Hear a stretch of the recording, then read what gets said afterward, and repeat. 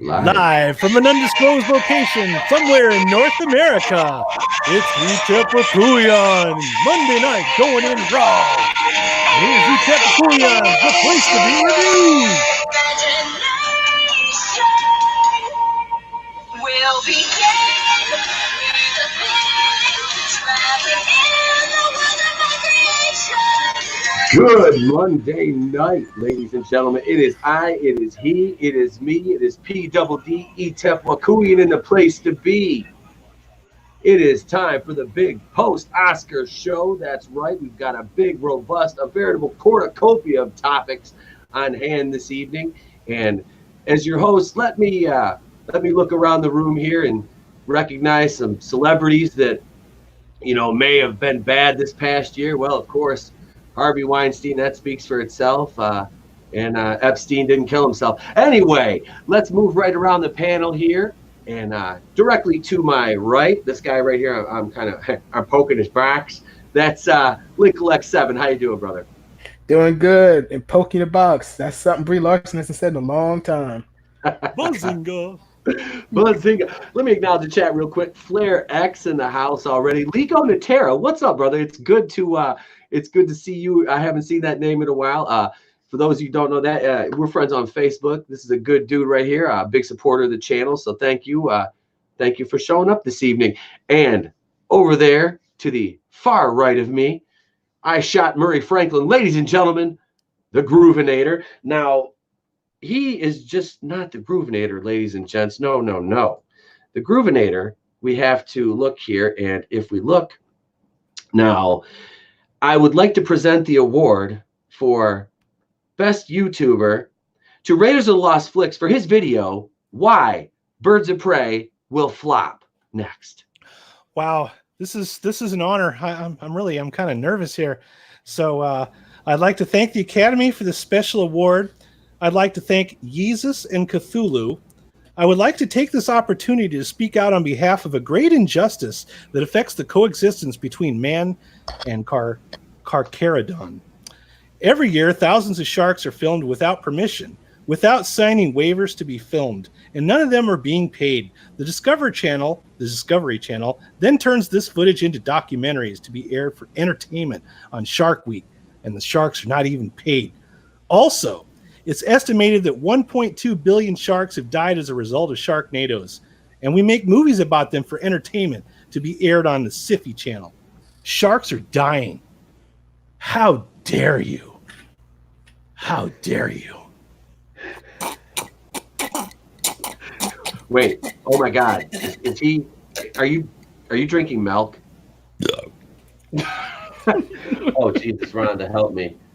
Well, that's rather uncalled for. How dare you drink milk? Underneath Groovinator is the one, the only Tony Tone Deaf, ladies and gentlemen.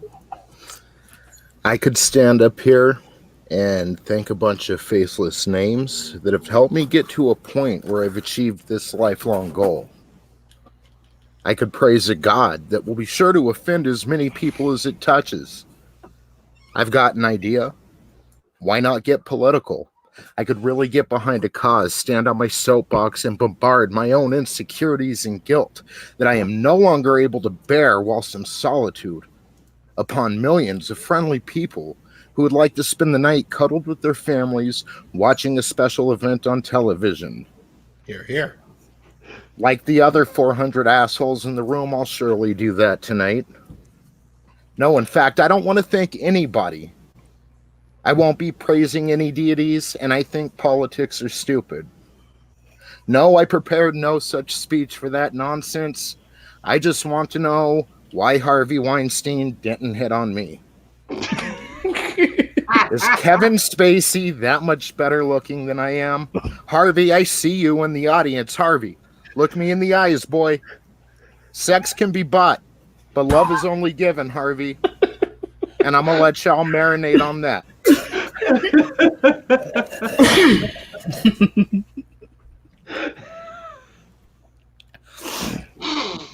Oh, I don't really even know what to say, but goddamn. What's wrong Round with of me? applause, everybody. Round of applause. Oh, And that's how democracy dies, with thunderous applause. thunderous applause. And Tony killed it. And he did. And I'm sorry, Loudy's got to follow that. But last but certainly not least, he might be number 5 on the roster tonight, but he's number 1 in our hearts. Coach Loudy makes his return, ladies and gentlemen. Sorry. I told myself I wouldn't cry. Hold on. Oh, God. Oh, geez. Well, first, I want to start by thanking Jehovah God Almighty. Without him or whatever deity you may pray to, this wouldn't be possible. Next thing I want to do, I'm really, really offended that the guy who shot Murray Franklin drank milk tonight. As you know, cows are very sacred in the Hindu religion. And, sir, quite frankly, I'm going to need you to check your privilege at the door. That's not welcomed here. As a matter of fact, I'm going to need this entire cast, except for myself, to be replaced by trans, Asian, Jewish, Muslim people of color. Without them, none of this would be possible because we're not making movies for you. We're making movies for us. And to quote one of my biggest heroes, Rose Tico, why would we fight something? Oh, fuck it. I fucked it up. Fuck it. It would have been great. Why That fight was when we already keep great. protecting what we love? There we go. Fuck it. I already ruined it. I guess it's my turn. The game fight. Can you blame me, guys? I had to. No. All right, close your eyes, everybody, and tell me what you see. No, scratch that. Was that the sound of Epstein not killing himself? Well, this show is off to a great start this evening, ladies and gentlemen. We had some wonderful speeches. Hey, I didn't hear my speech yet. Lincoln 7, you know what? We saved the best for last. We're not going to play you off stage like they did to the cast of Parasite last night. They tried to turn the fucking house lights down. We're all going like this. Bring him up, bring him up, bring him up. So take it away, sir. Here, let me do this. There we go. All right. Well, first of all, I'm not ashamed to admit I will thank the people I have had sex with to get to where I am. Me, myself, and I. But I want to talk about a deeper issue right now. An issue that's been plaguing America. Maybe, no, not just America, the world since 2016. And that is this belief that Chris Hemsworth is funny. Millions of people are suffering from this, and now their sense of what funny is and isn't is just eroding. So please, if you want to save comedy, join hands with me and say, Chris Hemsworth, you are not funny.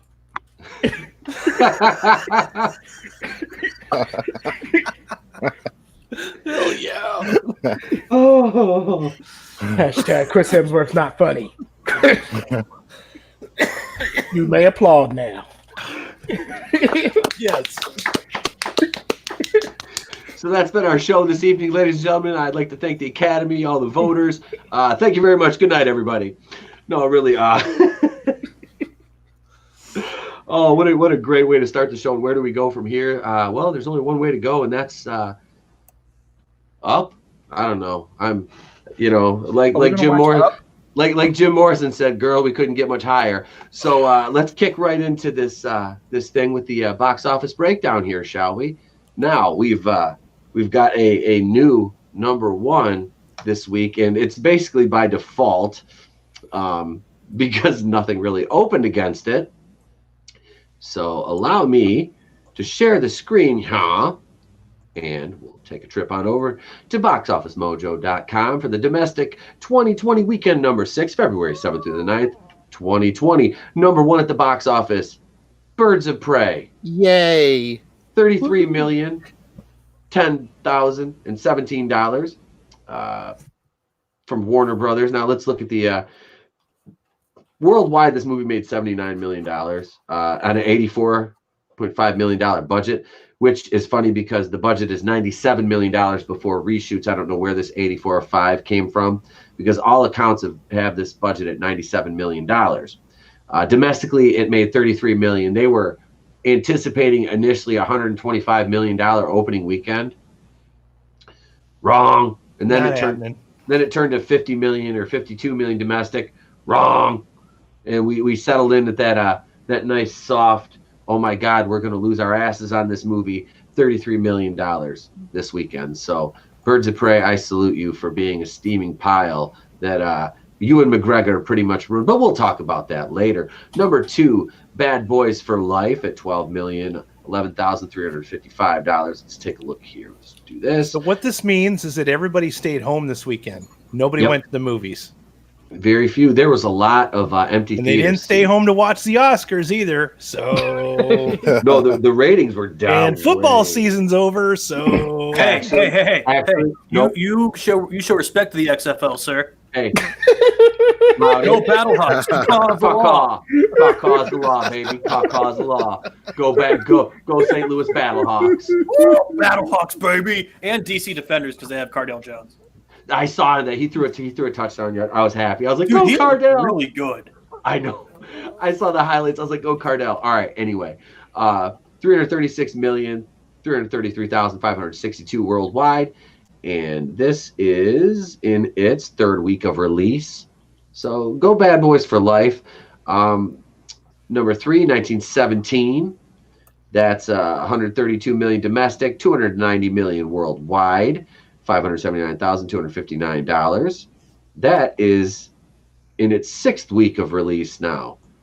And that won, what was it, two Oscars last night, I believe. And nominated for almost all of them. Yep, we're gonna break down the winners and everything here shortly. Later. Yep, number 4. This is actually playing at the theater right down the road for me right now. Number 4, Doolittle.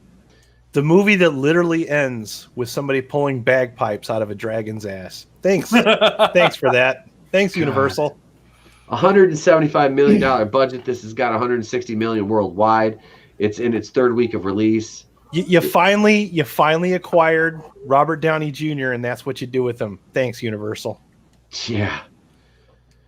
Number 5, Jumanji: The Next Level, which I am really anxious to watch now because I just watched Welcome to the Jungle on Saturday. Oh, lucky you! Yeah, that's what I did. I watched Welcome to the Jungle literally the night before I saw The Next Level, and that got me hyped for the next one. So. I absolutely love that damn movie. It was a lot better than I thought it would be. It was fun, and The Rock is freaking great in that. Like if you like that, you'll like this one too. Okay, good, because and I see Karen Gillian still wearing the same outfit, which is absolutely fine with me. She's the only reason I'm going to watch Doctor Who, because I'm going to watch the season God with her bless on that it. woman. Yeah, just watch the season with her in it, and those seasons were pretty decent. Was it Amy Pond or whatever her name was? Amelia Pond. Yes. Yep. So I'm gonna watch her season. Loved her on that show.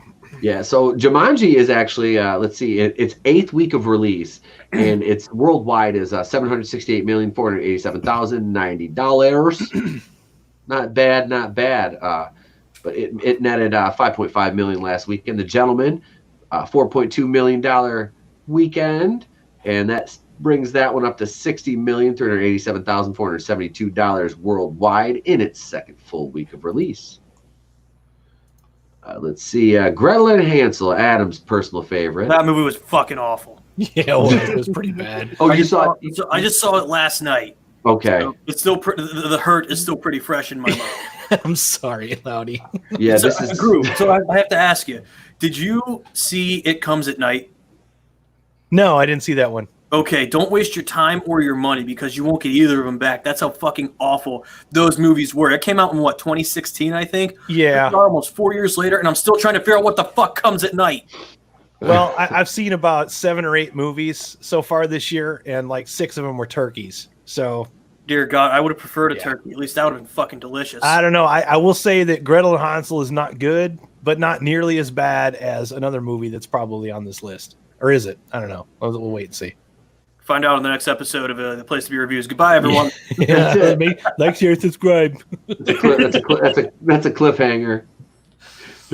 Oh, nope, it's not on the list, and it shouldn't be either. Yeah, there's one that's worse than that. It was The Turning.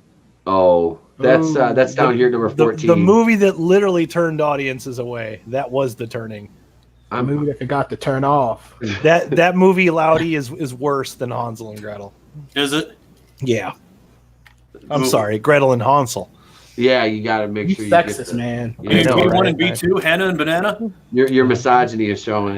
Yeah, it's Don't make probably, me call it's you. probably me channeling my inner man child. Yeah. Don't make me call you a McGregor. He'll come over and give you a good stern lecture. I wonder if he's with Mary Elizabeth Winstead, right? Which is the woman I don't who know he if had. he's with her, but I know that's who he cheated with. I was gonna say if he's with her, I wonder if he's fucking around on her now. I just wonder. Let's see, Little Woman, that had a $2.3 million weekend. That netted, I think, 1 Oscar.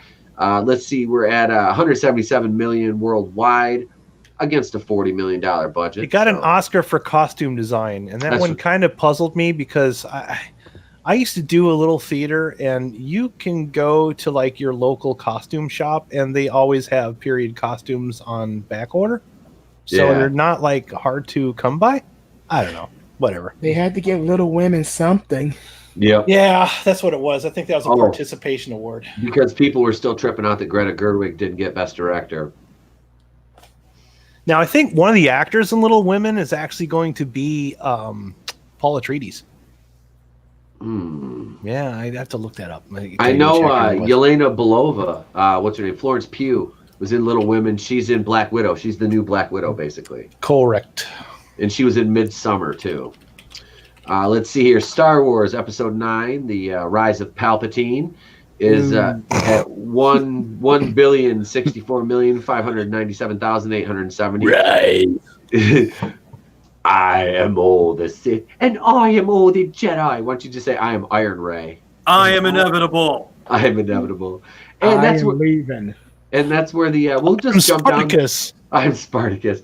I'm Tiger I'm Woods. Spartacus. I am Spartacus. I'm Jojo Rabbit. No? Nobody wants to be Jojo Rabbit? You lost it. That's it. Let's see Ruin here. it, Pete. I know. Fuck. Just derail the whole podcast. God damn it. Parasite. You trying to bring Taika Waititi into this? I fucking my wife she rolled her eyes at me last night when he walked up on stage. I was like, fuck this motherfucker. I was like, fuck you, Taco Tuesday. She did. She like looked at me. She's like, you really don't like him, do you? I was like, yeah, it's a piece of shit that directed Thor Ragnarok. She's like, I like Thor Ragnarok. I'm like, that's grounds for divorce, man. The judge would side with you. That's what I said. I was okay, his name is Timothy Chalamet. Yeah, he was in Little Women, and he is the new Paul Atreides. Muad'Dib. That's cool. Yeah. I'm not going to fall in for Little Women. It's Little Women. Yeah. Contrary to what the feminists and SJWs like, I don't have anything against the movie. I just don't care to watch it. No. I have nothing against it. I wish them all the best. You know what it is? It's one of those like things that you had to read when you were in high school, and you're like, God damn it, I have to read this. You know what I mean? Like The Great Gatsby. Like, it's like it's like homework. You don't want to pay for homework. Yeah. That was back in the day where you couldn't just do the movie adaptation. No. Yeah. So we skipped over number 10 and we went to number 11, Parasite. That's at 165 million worldwide. And that's the top 10. We just skip over this POS right here because, well. Oh God, that's still there. Still hanging on, huh? Hey, like herpes. Yeah. Here's your one right here, Adam. Here's the turning. Yeah, no, that's that might be on one of my top 10 worst lists this year. Doolittle's definitely on there. Yeah. A $14 million budget, and they're at 16 million worldwide. That movie, it simply forgot to finish itself. That's what I heard. Everybody said it didn't have a third act. Nope. Mm-hmm.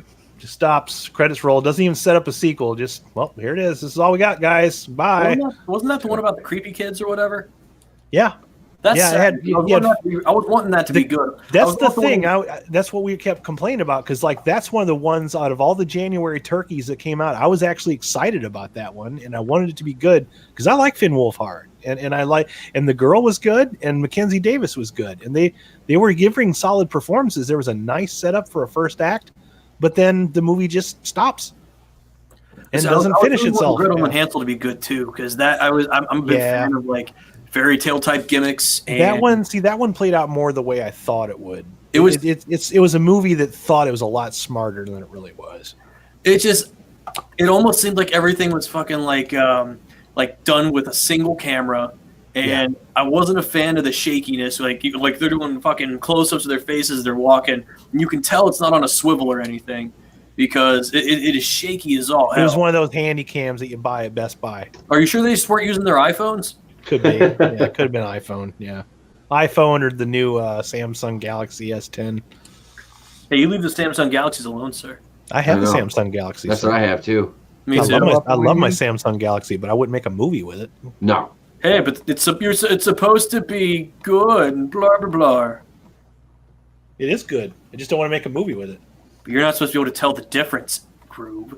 Oh, I guess I was absent that day. I didn't take that note. Oh, it's okay. If you don't make a movie with your Samsung, you're sexist. Wow. You're Alex, sexist. could you say anything more homophobic? Ewan McGregor sucks. Wow, that's just Mr. transphobic. Zaz. That's just transphobic. Well, I'm a division manager. People fear me. Do they? I drive a Dodge Stratus. That's okay. I got Mega Karen by my side. Oh yeah, well, I am the manager. Mecha Karen, Mecha Karen.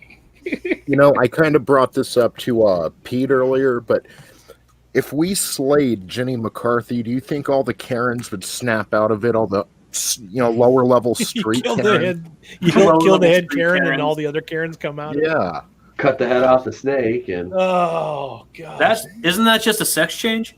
that sounds like being gay with extra steps. Remember back in the '90s when we used to think she was kind of hot? No. Yeah, it's singled out. That was Yep. just me, huh? All right. No, I wasn't no. there that day in class. She was hot No, in the 90s. she I'm not was. gonna I'm not taking that from her. What does she look like now? Is she still hot? She's still good looking. She's annoying as fuck, but She she's looks Because I feel like such an some people, like, asshole. I feel like when people be like, "Oh, you're a feminist," and they're like, "Oh, you're ugly," I'm like, "Yeah, she's annoying," but like Elizabeth Banks is still hot. She's annoying to listen You to. know, she's the one that really pushed the whole anti-vax narrative. You know, she was Yeah. a celebrity to get behind, and then yeah. Oh Lord. Speaking of Elizabeth Banks, she wore the same dress. Beep boop beep. Beep. Beep boop. And she was like, "It still fits. Why shouldn't I wear it?" I was like, "Bitch, because you broke. Because Charlie's Angels was a flop." That is kind of a confession to guilt, I isn't saw a it? goddamn Yeah. article about it, and I'm like, I had that Charlie's Angels money anymore. That shit's gone. Yep. She had to sell that other dress that she bought to pay for the marketing for the movie that nobody went to go see because we were told not to watch it. It wasn't for us. Nope. It was for the little All women right. out there. It was all for the tiny woman. Yeah. The Batwomans. I missed Batwoman last. I would have rather watched Batwoman than the Oscars. Yeah, I was disappointed by no reviews, man. Like, Did they I was- cancel Batwoman to show the Oscars or?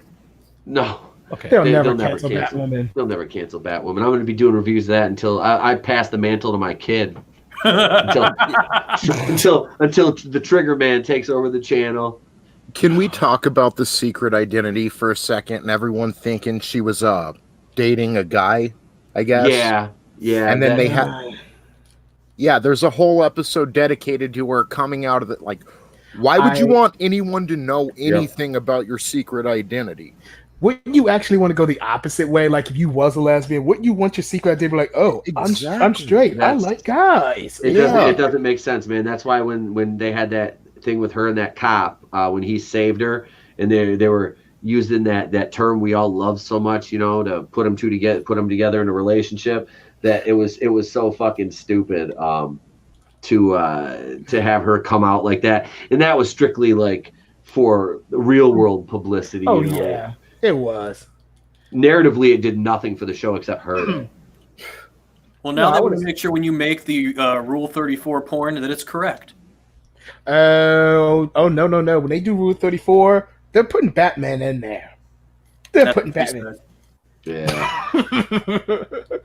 Oh, Megatron 95 says, "Don't torture your kid by having him watch Batwoman." Oh no, he won't watch. No, he already won't watch that shit. I was He knows better.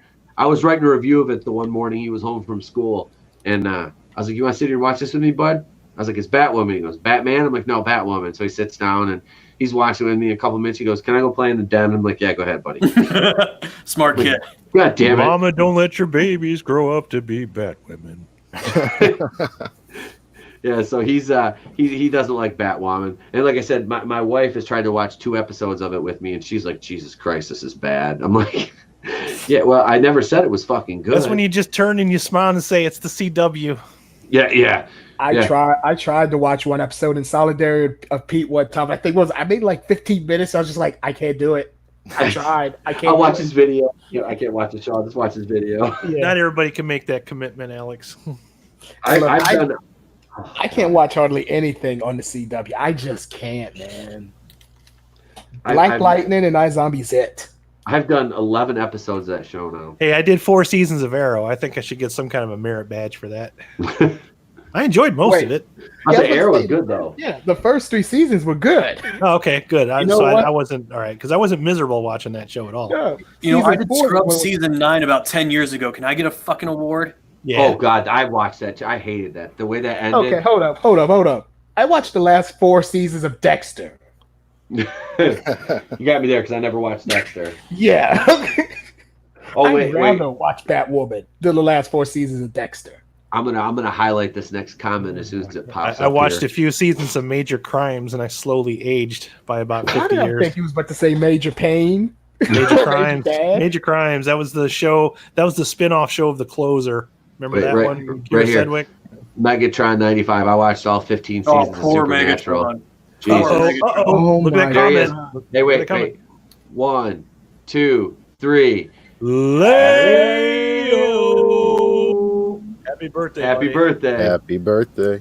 Happy birthday. Happy birthday to you. Show off. We know it's yesterday, well. bro, but we just wanted to do it live on the air. So happy birthday, man. Thank you for being a He was too busy subscriber. not watching Batwoman. Yeah. I didn't have Special Batwoman. subscribers get special attention. That's right. Let's see. He says I watched nothing on the CW. Well, you're smart. You know? Can I just add that I watched the Kickboxer sequels? I think I deserve something for that. You deserve a new Kickboxer sequel. Yeah. A 20. Okay, that and anybody that watched any of the sequels to Hellraiser after Hellraiser 3. Oh God. Ooh. I've seen Those are rough, man. Those are I saw the really one with rough. What was the one with Lance Henriksen? I think Hellseekers? that's 5. No, that's 6. That was the virtual reality Video game game one. one, yeah, that that was was- bad. Those made me want to drink more. I want to drink now. Just even Yeah, hearing you thinking talk about it. Yeah. There you go. God, He what says happened thanks all. You're welcome, Leo. After part 3, they just dropped. Actually, you know what? To be fair, after seeing the straight to DVD sequels, I don't even hate part 4 that much anymore. It's still terrible, but 4 is not nearly as offensive as what. That's the one where they go to space, right? Mm-hmm. Oh After God. space, there was really no coming back with that. You know, it's like once your show goes to fucking space, you're done. You just need to stop. They should Plus, have. it kills the timeline because you now know he never dies until the future. Although All the rest of the movie, I'd be lying if I told you guys I didn't like Jason X. I'd be fucking. I I'd be enjoy a that big movie. fat fucking liar if I told Jason you. X is a bad movie, but it's fun. They go to space and they make Yeah. the most of it, man. They really did. I didn't mind it. So you guys have got the article here from the Hollywood Reporter. Do you want me to do a screen share on this? Or Yeah, just- screen share that batch. Let's do it here. Let's do it up. This is the complete list of your Oscar winners from yesterday evening, and motion picture, of course, was. Can I ask, did anybody in here see Parasite? Because I did not see it. I don't remember it being I want to advertised. see it.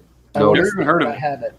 It's a foreign language movie, and I Yeah. just kind of wanted to bring this up that depending on how much foreign language subtitles I have to read deters me from watching some movies. Because like I remember that show on Netflix called Narcos. I really wanted to watch that because it looked great and they were advertising the shit out of it. And I watched about half of one episode. I could not keep up with those fucking subtitles. It got to where I was pausing the screen just to finish reading what they were throwing in front of me because the people on that show talk really fast.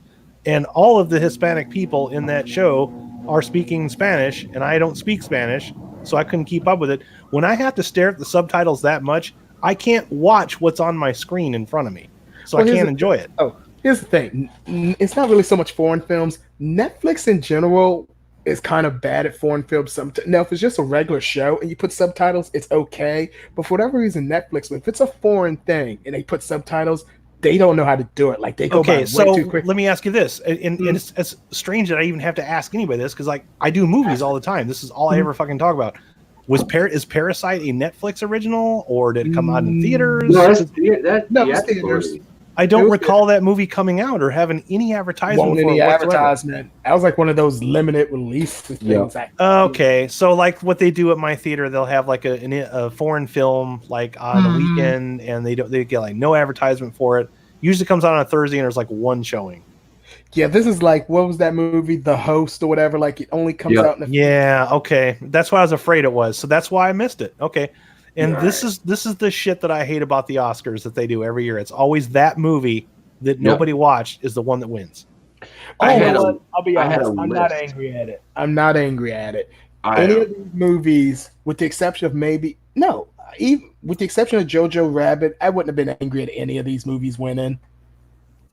Jojo Rabbit's the only one I would have went on a full rant about. I would have been happy with any of these others except for Jojo Rabbit or Parasite, only because I didn't see Parasite and Jojo Rabbit didn't want to watch because we're all sick of Taika Waititi. Yeah. We're tired of his shit. Yeah.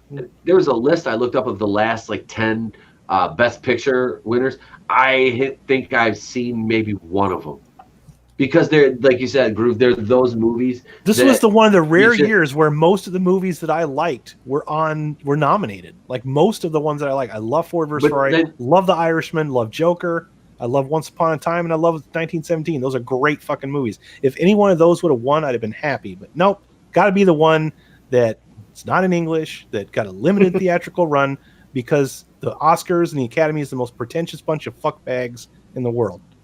Oh, they are. That's just how I feel about it. The Irishman got shut out last night. Yeah, it didn't win anything, did it? No, there's a guy that's literally giving you his swan song that nobody deserves, as far as I'm concerned. No, they don't deserve this movie. We have it, and nobody cares. You know what most people said about The Irishman? Wow, it's really long. Yeah, it's 3 hours long. Yep. Well, you know, you can have Suicide Squad be 2 hours and 49 minutes long. It'd be fine. Or Batman versus Superman, that's fine. But because Endgame. Endgame. But if The Irishman is 4 hours long, oh no, we can't do that. It's basically a season of a TV show. Yep. What's your fucking problem? I will say this. Can we all just be thankful that Endgame didn't win a damn thing? Yeah, I'm with you on that one. Anything. Yes. I was happy for this. See, that's becoming. You know what? I'll drink to that, Alex, for sure. Here. Drink to it. Bottoms up, buddy. Drink to it. So best. Good to the last drop. Best those poor cows. Best director was Bong Joon-ho for Parasite, and he won that over Sam Mendes in 1917, Todd Phillips' Joker, the aforementioned Martin Scorsese, and Quentin Tarantino. And I don't want to rip on this movie because I haven't seen it, so I'm not going to like diss it. Yeah. It's just it's so Oscars to always have the one win that nobody went to go see. Well, yeah, it was, and to me, it's like promoted. Yeah, it's typical Oscars, man. It's always doing that. It's a foreign film about the one family's rich, the other. It's basically classism and greed. Yep. And it's politics. It's politics. But it's in Korean, and we have to be trendsetters, so we're going to give that the best picture. And it also screams of they gave this because the Academy is constantly being tired of being stereotyped as, well, we only give the white people this, and that. So, okay, well, we'll find the one foreign film that's on this list and make sure that wins so that they'll leave us alone. And that won the most awards last night. You know what the funny was? Expectations. Yep. You know what the funny thing is, though? I forgot who it was. We was talking about it in the Adams group. How was it? Parasite won Best Picture. You know, Parasite didn't win Best Foreign Film. Yeah, I know. Actually, I thought it did. It did. No. It didn't win it. It won Best Picture, but not Foreign Film. Sure about that? Oh, well, you got the list right in front of us. Duh. Okay. Yep. Yeah. So I thought it did. Okay. Best Actress was Renee Zellweger, and Renee Zellweger's no spring chicken. Can I just say? I mean, she's pretty toned up here. I mean, Renee looks good. I figured she was going to win for this one. Renee looks good. She won for Judy, her portrayal of Judy Garland. She learned how to open her eyes. Good for her. What Yes. happened between Empire Records and now? I don't know. About 100 years. Well, Yeah. Liv Tyler looks relatively the same, but this, I mean, what it was like one year she looked normal, and the next year she got stung by a wasp. Well, the next year she did Nurse Betty. Oh, Yep. Pete, can you highlight that last comment by Megatron95? Oh God, let me see this. If people can sit. By the through way, hello Goober. Yeah, just highlight it. Okay, I gotta end the screen share. Oh real no, quick here. don't end the screen share. I thought you could. Yo, you can't do that with that on that version. Okay, I'm sorry. No, All right. not in the free version. I apologize. Okay, you didn't have to highlight. It says if people can sit through the extended edition of the Lord of the Rings trilogy, complaining about the Irishman is pointless. Thank you. Thank you, Not Megatron wrong. 95. Thank you. That Not is a great wrong. point. That is the point right there. Goober Brothers Entertainment says you guys are literally my favorite. I would much rather sit through the Irishman 10 times than sit through another extended edition of the Lord of the Rings. Sorry, Funny I'm thing just is, the not a Irishman fan. didn't even feel long, man. No, it wasn't, man. It was a Irishman fun felt like movie to watch. It was and Joe classic highlights it Scorsese. Yeah. It's weird. I look at the Irishman and I'd be like, oh, I thought that movie was like maybe an hour and 40 minutes. It didn't feel long. Meanwhile, I sit through an Avengers Endgame, be like, oh God. You this know, felt like 6 fucking hours. Lincoln was 3 hours long. It was the Ugh. most boring fucking slog was of a movie fucking ever sat through. painful. Steven Spielberg be damned, but they couldn't stop guffawing about what a wonderful that fucking movie was. But The Irishman, wasn't even oh that no, good. it's too long. Dude, Ali was one of those other movies that fucking felt like it drug on forever. Yeah, it did, didn't it? I expected that one to be better because, like, I I did really too. like It Will was Will Smith, Smith. and that one was a chore to watch. It really I figured was. with Will Smith that would have been a He much better didn't movie. he didn't bring the charisma to that role like I thought he And would. Which That is was- odd because he's That was his Oscar bait movie. Yeah, one of them, one of That many. Well, didn't he win one for was it Bagger Vance? No, he got one for The Pursuit of Happiness, I think. That was Oh, a great movie. That I is a like good that. movie. That's Yeah. a good movie. Okay. That movie hit me in the feels, man. Yeah, that's what it was. That was what it was aimed to do. Let's see. Mhm. Hit me right in the feel. Get that man a job. Let's see here. Let So that we man got pay his bills. Best Actor, of course, Joaquin Phoenix for Joker, won over Antonio Banderas for Pain and Glory, Leo DiCaprio for Once Upon a Time in Hollywood, Adam Driver for Marriage Story, and Jonathan Pryce from The Two Popes. And then Joaquin Phoenix proceeded to give one of the most bizarre rambling acceptance speeches, which we're going to cover here shortly. Yeah, We're going to about go over. that. We're going to go over that. We're not done with Mr. Phoenix here. And then actress in a supporting role, Vice Admiral Gender Studies won for Marriage Story. And I was really shocked that she did not come out on stage with purple hair. Laura Dern won. And You gotta remember, man, Holder was like her rare bad role. Like Laura Dern is a Right, good we liked Laura Even- Dern before the I whole love maneuver. her in Yeah, the original Jurassic Park movies.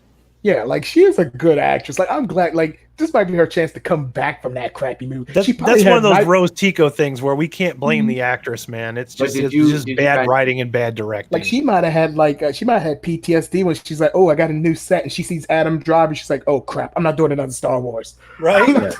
That was a legitimate upset when I was watching The Last Jedi because I was following all the news after The Force Awakens, and when they Yep. casted Laura Dern, I was excited. I'm I like, was yeah, too. I was too, And man, that yeah. whole scenario in the middle of that movie is when I started getting that headache that I was telling you Yeah. guys about. That fucking Yeah. Star Wars headache. Whoa. But did you?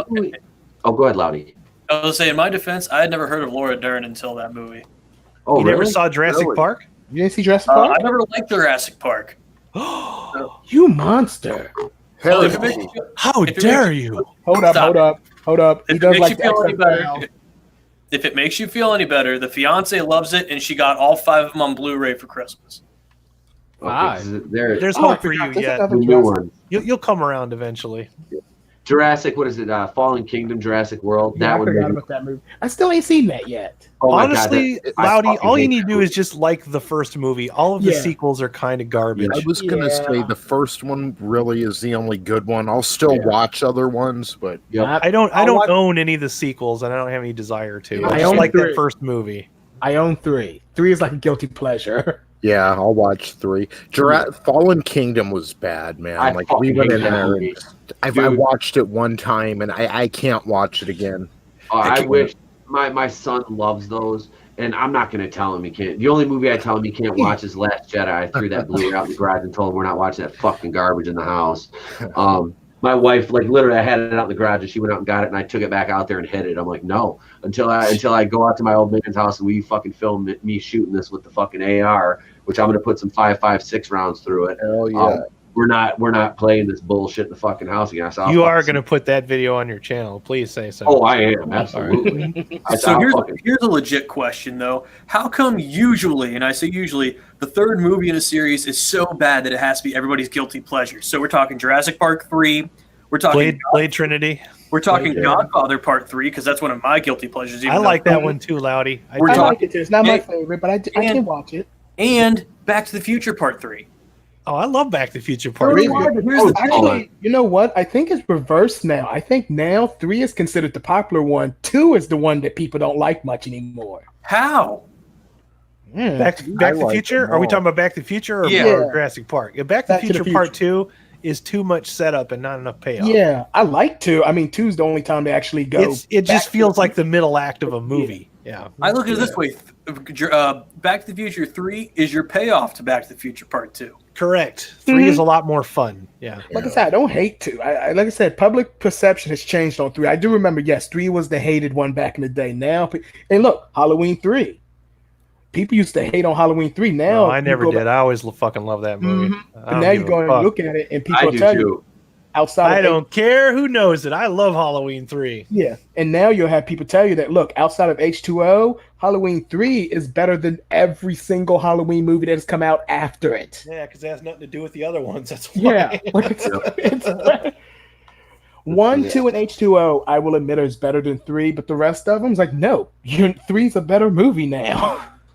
Wait, I want to acknowledge the chat here real quick. Megatron 95. Wait, let's go up to Leo Red. Said Ben-Hur seemed like forever. Yeah, that was a long movie. It kind of wore on. Megatron 95 said Marriage Story was fine. It's actually the only Scarlett Johansson performance I like. I might rent that one. I might rent it. It's on Netflix. Yeah, I'm gonna watch on Netflix. Okay, it's cool. a Netflix original. I didn't know that.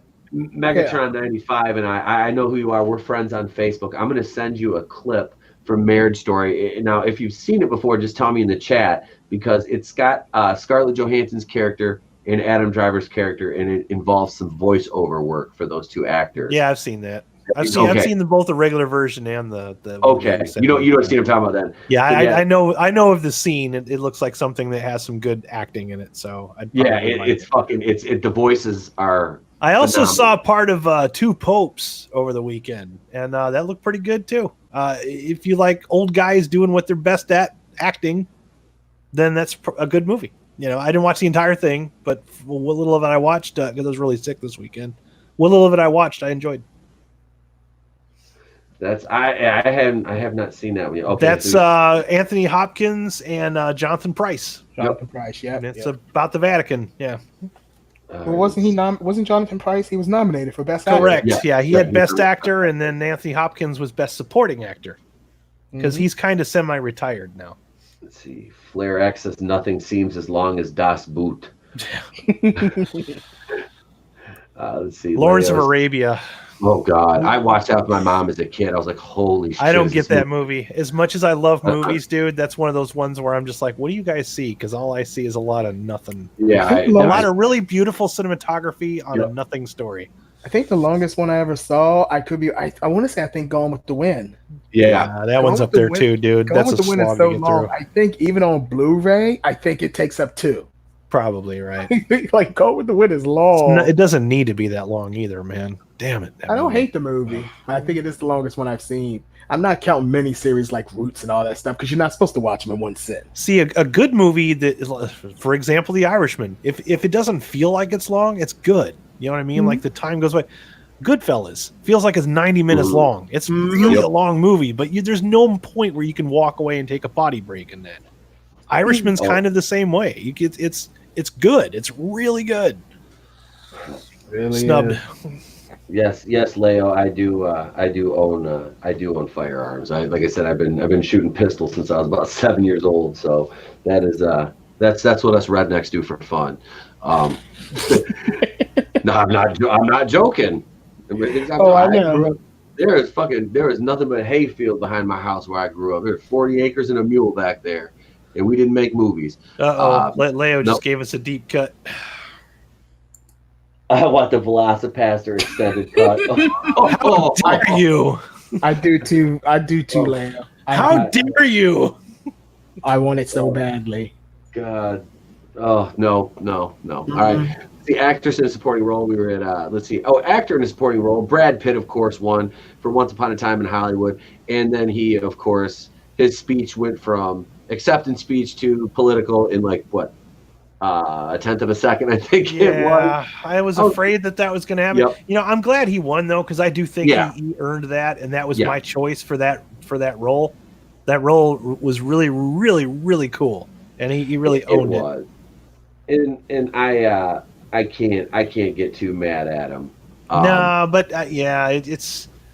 But it's just like, dude, where's Ricky Gervais when you need him? He's not right. The hero And just a lot of this too. It's like these guys are. I think a lot of them are doing this just to get acceptance from their friends. Also, they're looking for more jobs. Like the more political they can be in these speeches, it's like free marketing. It's like their resume. You know, and that's my problem with Joaquin with his shit is it's like, dude, back in 2012, you were talking about what a bunch of bullshit the Oscars were. I didn't forget. The internet never forgets, buddy. Nope. This picture on my icon right now, this was that era where you're just like, fuck everything, I'm done. Yep. So now you've done a complete 360 or a 180 and just completely gone back on everything you said just a few years ago. Because what? You're not getting jobs anymore? You want to get married or what? Oh, whatever, God. dude. Flair X said he wants a Magic Christmas Tree extended cut. Have a glass of milk. Have a glass of milk and a steak. Have some veal. Let me get you some veal cutlets. God. I want some I'm veal. evil. Veal's fucking delicious. Oh yeah, here. Oh, let's say best original screenplay went to, of course, Parasite and Bong Joon-ho and Han Jin-won. I believe I'm pronouncing those correctly. You just say hand job? No, Han Jin-won.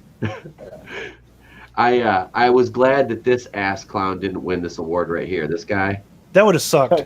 I know. And that would have really sucked. It's like we kind of knew Joker wasn't going to win. Yep. But yeah, if that one would have won, I'd have been pretty angry about it. I was nervous. I was honestly a little bit nervous because of how you watched him, didn't you? You watched the Oscars? I watched the entire show. I punked out, dude, at the last minute. I'm like, wait a minute, this shit's gonna be woke, and they're gonna be up there making their speeches. I'm like, fuck all that. Y'all people go watch some Robotech.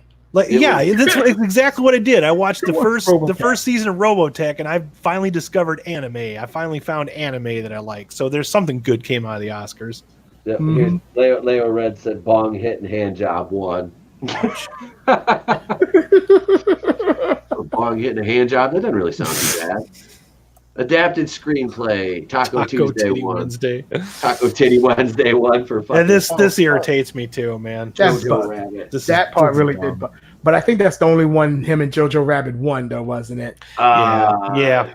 I think that's the only one they won, so I can let it go. It annoys me, but whatever. Cinematography. You knew this was going to happen. This was a slam dunk all the way because of what they had to do to achieve the illusion of one continuous shot. You know, there's a lot of trickery involved with doing something like that. So it's an elaborate process.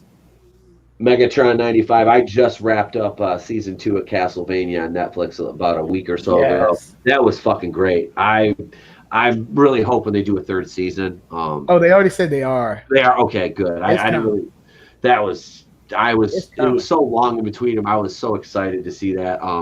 Because I'm kind of an anime. I just like not real a lot, but like I like Attack on Titan. I'm dipping my toe in the anime pool right now. I used to watch slowly trying to find things that I like. You need that old school anime. Castlevania is like as close as we got to old school anime. I've seen the first season of Castlevania. Mm-hmm. I didn't realize that was considered anime. I did like that. Yeah, it was good. Yeah, it was good. Attack on Titan and Castlevania is like as close as we got to old school anime in quite a long time. But I think part of the reason why I liked the Robotech season I watched so much is I was thinking, God damn, this is Battlestar Galactica. Oh yeah, it is. 100%. It's just Battlestar Galactica. It's the same arcs and everything. Oh boy, he ripped it off. Let me Megatron 95, I almost called him by his real name. Megatron 95 said it's a recommendation for Adam, and it will be released March 5th for Castlevania Season 3. Nice. Yeah, I need to watch season 2, and I will definitely check out season 3. I promise. Now, mind you, season 2 is I think 8 episodes. They learned from the last season. It's not 4 episodes. Yep. Well, here's the thing: season 1, I think, was supposed to be a movie. That's why it's so short. Yeah, they broke it up. They turned it into a show. Yeah, I think season 1 was just a movie. But as a movie, it works. As a season, it works. I don't mind a short season of a TV show as long as they. In fact, Punisher season 2 would have benefited if they would have cut about 4 episodes out of it. This was the problem with all of Marvel Netflix. Even the good stuff like Daredevil went on too long. Yeah, Defenders is the only one to know that, look, for as crappy as it is, just make it 8 episodes and call it a day. I didn't hate it. I didn't hate it. Defenders. I didn't hate it. It wasn't as good as like some of the other ones, and I didn't even bother with the Fist, Iron Fist. Oh, I didn't know. I heard enough bad things about it to know not to watch it. So oh my god. I just forgot. This is season 3 of Jessica Jones, isn't it? There's a season 3 of a Luke Cage that I got to finish watching. Luke Cage only went to 2. Oh, it was only 2? Okay, well, I got to finish watching the second one then, because I like the first season of Luke Cage a lot. Season 3 of Castlevania is going to have 10 episodes. Okay, nice. And I want to go back up to Leo Red's comment. He said, is that Roger Deakins or Beethoven? Right. It actually looks like Morty or Rick or whatever, one of those guys. Morty, you're a piece of shit, Morty. Visual effects go to Greg Butler, Dominic Tui, and Guillaume Rocheron. Is that I believe how you say it? I think it's Guillaume. Guillaume is a Guillaume. I have no idea. Show off. Yeah. You just call me a show off. Don't hate because I'm sophisticated and cultured. Both y'all. I got my sophisticated show offs. I got my pinky out, fool. 1917. I'm just glad this won over Avengers Endgame again. And The Lion King didn't win, so that's 2 that Disney didn't get. Same thing with Rise of Soy Walker. Let's see, international. Oh yeah, this one international feature.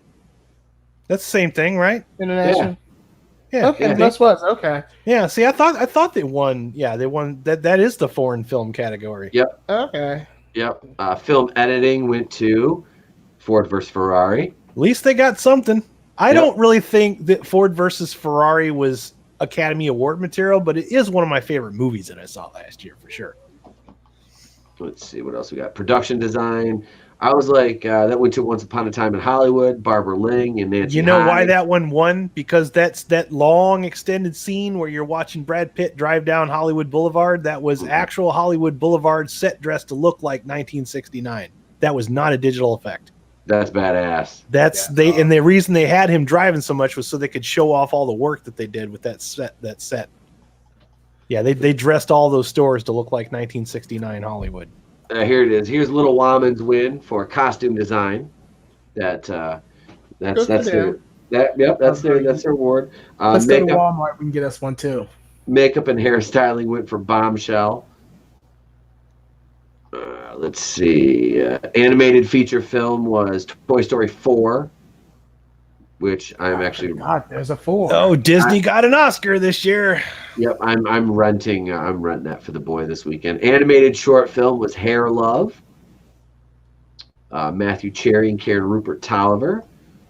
Sound editing went to Ford vs. Ferrari. Donald Sylvester.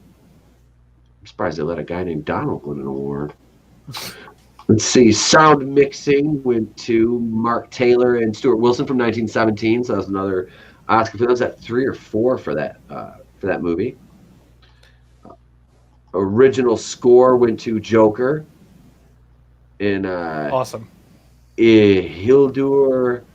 Don't do it. Don't do it. Don't try it. Junatatia. I have no idea. This is not going to end well for you. But the funny thing is, and they made there was an article written about this. They made a big deal because I know she's talking about. She's a conductor, and they only let her conduct the piece after she won the award, like the outro to the commercial, and then they never had her conduct another piece again the rest of the night. And they're like, oh, it's kind of like, it was kind of bougie of them to do that. But I'm like, well, she wasn't there to conduct. This one right here makes me happy. Original song. Yep. I loved that movie. This is another one we're renting. I do. I liked that one a lot. I'm a fan of Elton John anyway. Mostly his earlier stuff, especially like his later stuff's kind of I like his old early. for my taste, but like him up through like the middle of the 80s, his stuff was really good. Yep. And the fact that he wrote like a classic song for that movie where his own music tells his backstory is brilliant. And that's Taron Egerton played him. Yeah, and he played the hell out of it. Like I kind of wish he would have gotten nominated for this. Let's see. Documentary feature was American Factory. Whatever. Documentary short subject. Learning to skateboard in a war zone if you're a girl. Looks like Carrie Fisher. Yeah. So that won the documentary short subject. I actually picked that one too, just because I like the name of it. I'm gonna name that's gonna be the name of my band. It's gonna be the name of my next punk album. but seriously though, back up a second. Doesn't that look like Carrie Fisher? Mm-hmm. On the left? Yeah. Okay. I thought it was. Yeah, I thought it was Carrie Fisher. She's not really dead. No one's ever really gone. She just didn't want. She just wanted to get out of episode 9. They fucking CG'd her. She faked her death to get out of a movie. You guys are wrong. Wait, you fake a death to get out of episode 9? You saw episode 8, right? Yeah. Yeah, I skipped 9. Yeah. I was about to say, you wouldn't have faked your death to get out. I would have. I don't care if I ever watch 9. I just don't. You have to suffer through it. I did. No, I don't. You fucking do it. Do it. I went through Batwoman for you. You can't make me. I went through Batwoman for you. I'm not going through this one. All the movies I sit through, I think I should get to sit this one out. I'm trying to see good movies now. I'm trying to cleanse my soul, man. Hey, Groovinator here saw all the bad horror movies in January. Fuck all y'all. Yeah, you did. Let's see. Action short film, The Neighbor's Window. Hanging with Mr. Marshall Curry won. Rather have Hang with Mr. Cooper. I know, and that's it. That's all the award winners there. It's trash, and it doesn't deserve to be watched. And I'm boycotting the Oscars forever now. For a second, you, me, and Alec, we were gonna live watch this. Remember, we were gonna do a watch party for this, and then everybody was like, "Fuck that, we're not watching that." So we're like, "Oh, I guess we're not doing that then." So you guys were right, and I was wrong. I don't know how many people watched the World Class Bullshitter stream that they did of it. Yeah, they have that video as unlisted though. There was like 6. Like you linked me to it, but the video shows as being unlisted, which is strange. I think they do that sometimes with the ones that's going to be longer or considered like a stream or something. Oh, I remember they said something. Because remember that used to happen with their podcast, some weird YouTube. That's right. Yeah. It's a fucking algorithm shit. Yeah. Okay, gotcha. Yeah. So let's see here. We can talk about, now that we're done with the awards, let's talk about Joaquin Phoenix and his weird speech, shall we? Oh, let's do. All right, let's go up here. And I was waiting for it during his speech last night. I was waiting for you get what you fucking deserve. Pull out a gun and shoot somebody. I was waiting for it. I was like, he's gonna shoot somebody eating a hamburger. If they would have had him shoot Robert De Niro at the Oscars, they would have had the biggest fucking watch ever. But no. Oh my god. Or at least Chris Hemsworth. Let it go, Alex. Let it go. Okay, you know what? I'll let it go as soon as you let Black Christmas go. No. All right. Not happening. Let's see. Leo Red said he watched the last 30 minutes. Yeah, you turned it on just to see like the big, the big award. Yeah, absolutely. There was, like I said, I sat through all 3 hours of that, so my subscribers wouldn't have to. You're stunning and brave. Oh, I feel stunning and brave after that. 2 in the stunning, 1 in the brave. Let's see. The Oscars roast itself as presenters and winners get political. You know what finally deterred me from watching it? You remember that there was that article that came out that says it's not about who wins what, it's what they have to say about their politics, like they're antagonizing that shit. And I'm like, just that right there alone, the fact that other articles are already saying this before the show even started was enough to knock me right off from wanting to watch it. Mm-hmm. Done. I'm done. They don't get it. That's I pretty much will what her actively, cards are. as much as I love to talk about movies, I will actively boycott the Oscars for the rest of my life after this year. Fuck them. Done. Well, shit, they didn't have Phoenix's speech in here. Oh, they don't? I could probably That's not find the an one. article Well, for you. Yeah. Hang on. If you wanna pull that up, Yes, I will. We'll do this. You look that up, and we'll do the Oscars most cringeworthy. We'll do the Oscars most cringeworthy moment. Okay. Yeah, there's Real one I quick got where they here, actually have his because speech like written on I think- pictures. Okay. All right. Because I think you guys know what the most cringeworthy moment of the night was. And this one. I'm going to dedicate this one to Leo Red for his birthday here, because this seems like it's going to be right up his alley. The Oscars' most cringeworthy moment came courtesy of Sigourney Weaver in a pop-up ad here. Let's see. Do I even want to know? Brie Larson and Gal Gadot. Yep. So they had two bona fide action stars in Brie Larson. You guys all saw my meme yesterday, I'm sure.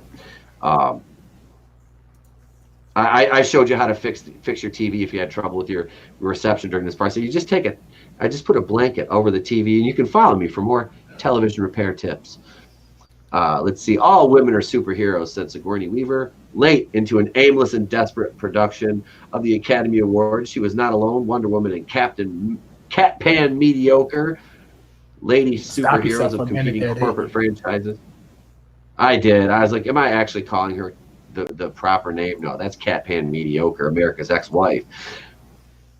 Portrayed by the deeply earnest Gal Gadot, and they should say the highly narcissistic Brie Larson, stood alongside the veteran action actress. The superwomen read some blustering, barely coherent text with all the good intentions in the world, including a belabored setup about all-woman fight club and a dull punchline about women in the industry being asked what it's like being a woman in the industry. Then the trio introduced Eamar Nguyen, the first woman to conduct at the Oscars, who in a horrifying move that surely was no one's choice, only that it was her that did this. It wasn't the lady that won for the score. It was this lady. Only led the orchestra for the best original score nominees and nothing else for any other part of the ceremony. It was a clear instance of tokenism. As long as we can see her, she can conduct. Alas, Sigourney Weaver lied. Not all women are superheroes. In fact, none of us are superheroes. Superheroes aren't human beings, which is the point. Nor are all of us simple mortal heroes. I don't have the numbers, but I'm willing to bet that plenty of us ladies are cowards or otherwise shitty, just like all the other genders. Okay, now let me stop you right there, sweetheart. It's not all the other genders. It's the other gender. Okay, we're not operating on the blue checkmark scale here. Oh, you know, I got scolded for saying that today about when I was talking about Parasite. This guy said, you know, I said it was just made. They gave it the best picture to appease blue check marks. And he's like, what? He goes, you're jealous of people with blue check marks because they've accomplished something with their life more than you ever will. I'm like, Oh my God. oh, I was like, you do know Twitter doesn't matter in real life, right? Yeah, no, Imagine if she- Twitter actually validated your existence. If you didn't have a blue check mark, you practically were a piece of shit and had to just go kill yourself. I know, right? Boom. Just more or less what Well, they did. guys, there went Pete. Anyone else? Bueller? I'm dead. Oh, so yeah, this whole moment right here, this line right here, I love this.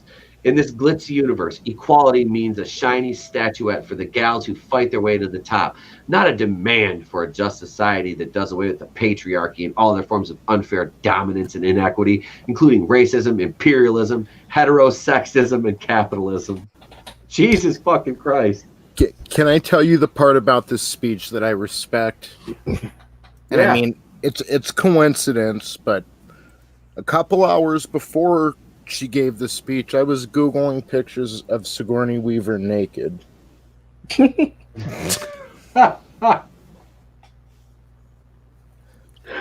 That's all. I just wanted to see the ski slopes. Jesus Christ. I am 100% derailed right now. I don't even know where to go with that one. I mean, got nothing. speaking of superheroes, it was nice of her to do back in the day. We just have to imagine what she and Gal Gadot would look like together. That's all. I'd rather see Sigourney Weaver together with Gal Gadot than Brie Larson and Gal Gadot. I wouldn't put that evil on Gal Gadot. Wait. Now Brie Larson's included and she has the strap on. God damn it. That just made Pete's day. Ah. Like, oh yeah, where are my people of color? Oh yeah, we didn't make this movie for you. That's Brie right there. This wasn't meant for you to jack off to. She's probably still got that poor kid from Unicorn Store locked in her fucking house trying to get him to build her a fucking clubhouse. So Samuel I'm Jackson sorry, was I in can't talk Unicorn. to you until I talk to the Annenberg for inclusion and diversity until I talk to you. I have not seen that kid since. No, The first thing she has to do is wash the glitter off her feet. I ain't touching that fucking. Sorry.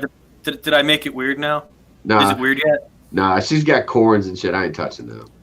Hey, I like corn. Corn is tasty. I had some cream corn the other day. Okay. I found an article. It's not the article, but it's an article that I think is an interesting take on this article Ooh. All right, let's do it. about Joaquin Phoenix. Let's see, where's it at? Right here we go. I wanna acknowledge a comment real quick here. Where's it at? Flair X says, "I want Hanoi Jane to ride the cannon." Yeah, when Jane Fonda, that's exactly what I said too. I was like, "Oh God, they have fucking Hanoi Jane come out here." I'm like, "Really? This is what we're doing?" Okay, I have to All make right. this count because I have 6 free articles left, and then it's 99 cents per month for 3 months. Okay, go So, ahead. So this is from Cincinnati the Enquirer? This is from the Milwaukee Journal Sentinel. Stung by Oscar speech, dairy farmers suggest actor Joaquin Phoenix doesn't know what he's talking about. By Rick Barnett for the Milwaukee Journal Sentinel. Somewhere between referencing the fight against injustice and recalling his state brother's plea for their love, actor Joaquin Phoenix spent a chunk of his Academy Award acceptance speech talking about cows, dairy cows to be specific. On Monday, dairy farmers pushed back. Ooh. Is it not going to show me the rest of the article now? If they're coming after cheese, I'm fighting back. They're not going to show me the rest of the I article. know, right? You That's what happens when you bastards. try to fight back. They blur the article. Yeah, they blurred the article. Yeah, they're making me take a survey here. Oh, Son of a damn. bitch. I really wanted to read that, too. Damn it. Well, you Let's read it take after the the survey. survey. Adam. Are Yeah, you a why Florida not? Let's resident take a or do you survey. work for a Fuck it. school? Yeah. Okay. Next. Are you aware that the Florida Board of Education is scheduled to consider new academic? No. Have you had a chance to review the new Did they say academic they're standards? considering necrophilia? No. Oh God, how long is this? Do you believe that Florida educators should have a chance to review the standards before they're accepted? Sure. 2, whatever this is. All Why right. the fuck not? There we go. There's our article. Okay, so somewhere between referencing the fight against Holy injustice shit. and recalling his late brother's plea for love, actor Joaquin Phoenix spent a chunk of his Academy Award speech talking about cows, dairy cows, to be specific. On Monday, dairy farmers pushed back. You should get out of Hollywood for a while, dairy farmer Carrie Mess from Lake Mills wrote on her blog. The natural world isn't there, it's out here, and it's a beautiful day in the neighborhood. Phoenix, who on Sunday night took home Best Actor award for his role in Joker, used his speech to rip on the dairy industry and the breeding of cows. I think that we become very disconnected from the natural world, and many of us, what we're guilty of is ecogenetic worldview, the belief that we're the center of the universe, he said. We feel entitled to artificially inseminate a cow, and when she gives birth, we steal her baby, even though her cries of anguish are unmistakable, and we take her milk that's intended for her calf, and we put it in our coffee and our cereal. Yum. That didn't go over well with the dairy farmers, who would have been happier if the actor had just jumped to the part where he acknowledged, I have been a scoundrel. A newborn calf is taken from its mother about 20 minutes after birth, but it's for their own safety, said dairy farmer Tina Hinckley from Dane County. If that mom had manure on her, we would risk that calf, our best genetics on the farm, getting contaminated with salmonella, E. coli, or listeria, along with Today,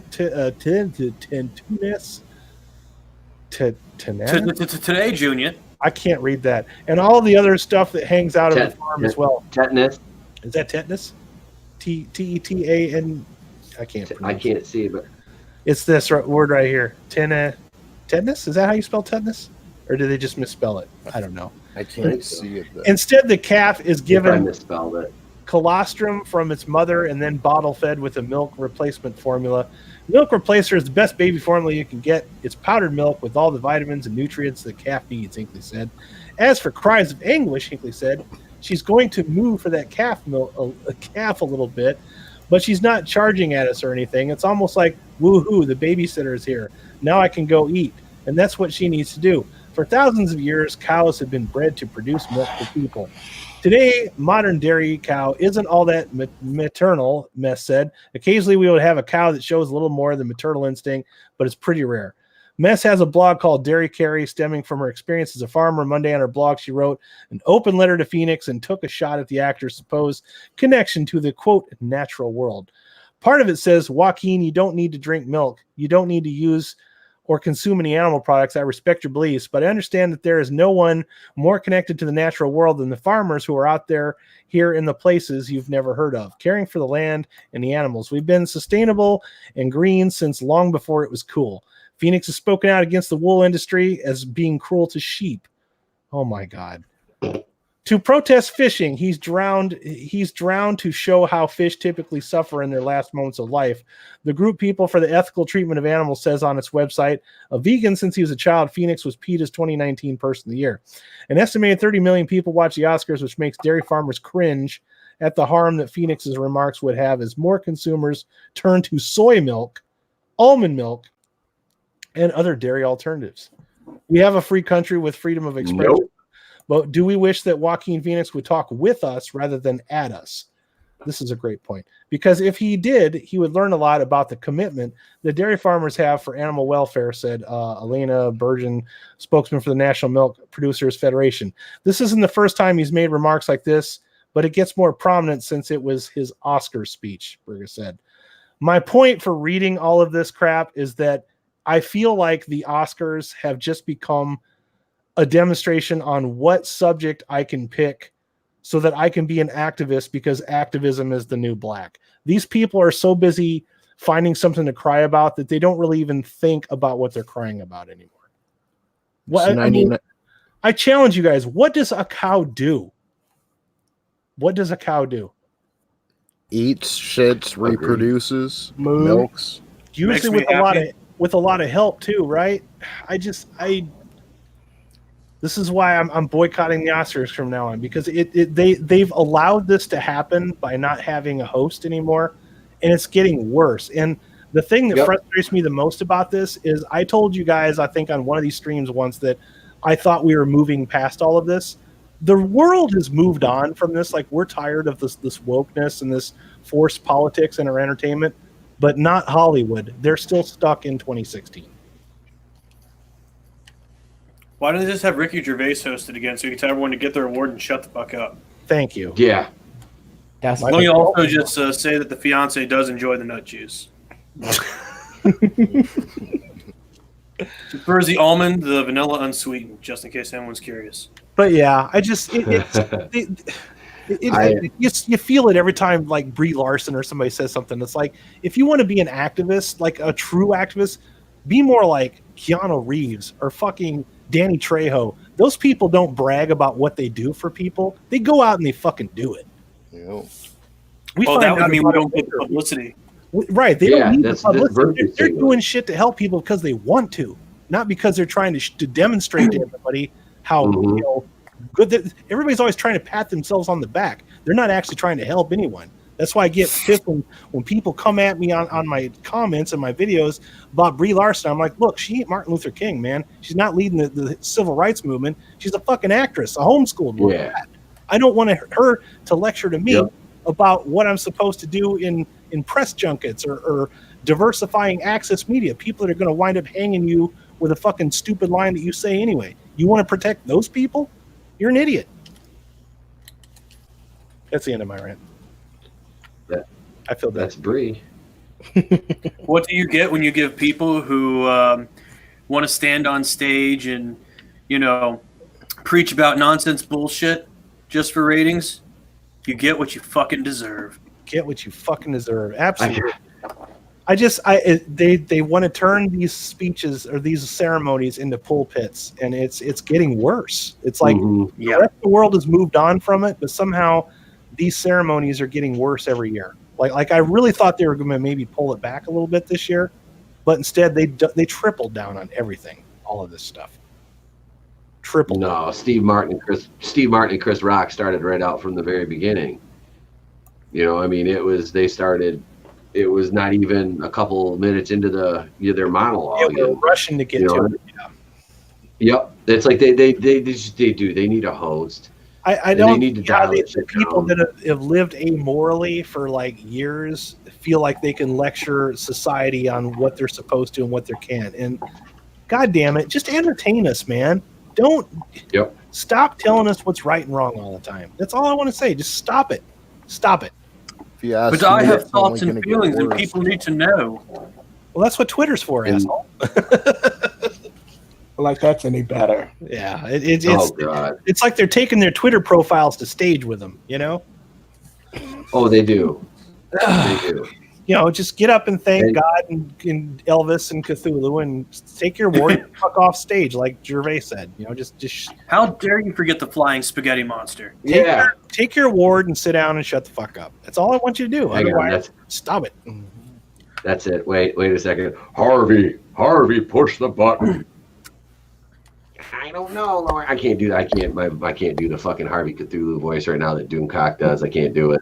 My fucking throat's too tore up from this fucking cold, but I can barely do it. Sure, the cold. Translation: Ruby Rose. God damn it. Next time, tell her to use that KY jelly. Well, she didn't. She was being rough on me. If I can make a Lord of the Flies reference real quick, does it feel more and more every day like people with blue check marks are like the people who have the conch? Yes. Mm-hmm. Yes. Here's another one, Pete. It's remember this little gem from 2012 when Joaquin Phoenix says goodbye to Oscar. Yeah, calls awards total. Oh yeah, that's right. Yeah, I'm not going to read this, but you remember when this happened, all right? This was kind of around the same time when let's see, 2009. He did his little stunt where he went on Letterman and he was promoting that movie I'm Still Here, which is a bullshit movie, by the way. I watched it. It's a complete fucking waste of time. But, you know, that's the Joaquin Phoenix that I remember. But now he's completely changed, and now he wants to get back in the game again. And the internet doesn't forget, Joaquin. Just remember. We love Joker, but just shut the fuck up and take your speech. Take your award. Don't make a speech. It's like everybody just wanted to really say F you to Ricky Gervais. I think so. I think we could have benefited from having a Ricky Gervais type running the show, and instead of listening to these characters. It's Looney Tunes out there, man. I as much as I love movies, I hate Hollywood. I fucking hate it right now. I really do. Honestly, I think I would have rather the Looney Tunes. Yeah. I loved the Looney Tunes growing up. That'd have been hilarious. Bugs Bunny was my guy.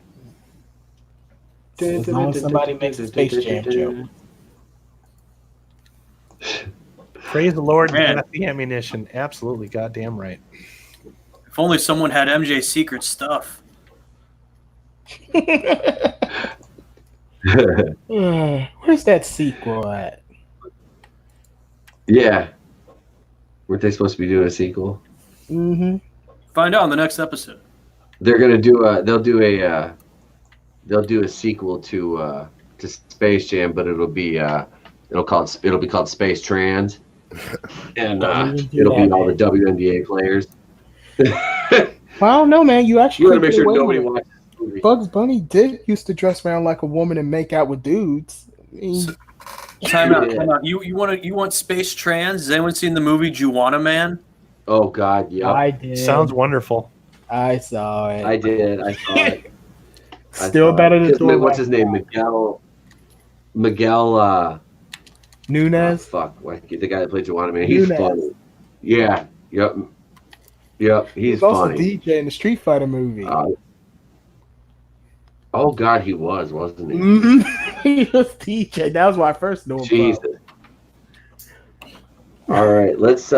We're going to get into this Bounding into Comics article. And speaking of being lectured from a moral soapbox, let's listen to some more, shall we? Nah. As we go over Yes. this article. Bring it on. Birds of Prey fans and Punisher creator Jerry Conway blame the film's poor opening on men and misogyny. Of course they do, because it's all our fault. Following the disappointing box office numbers, and Alex, I'm leading this right. This is I'm throwing you an alley-oop with this one, because once I get to the part in this, I'm going to let you have your forum here. Following the disappointing box office numbers for the opening weekend of Birds of Prey, fans of the film have taken to blaming the entirety of men rather than the overall production for the film's poor performance. Despite the film receiving generally positive reviews from critics of both genders almost across the board, fans were quick to accuse men of refusing to see the film because of their inherent misogyny. Oh, and here comes Somebody please tell me why the straight white males didn't go out and see a movie called Birds of Prey and the fantabulous emancipation of one Harley Quinn. Yeah. I wonder why, right? Doesn't that just reek of like badass action movie to you guys?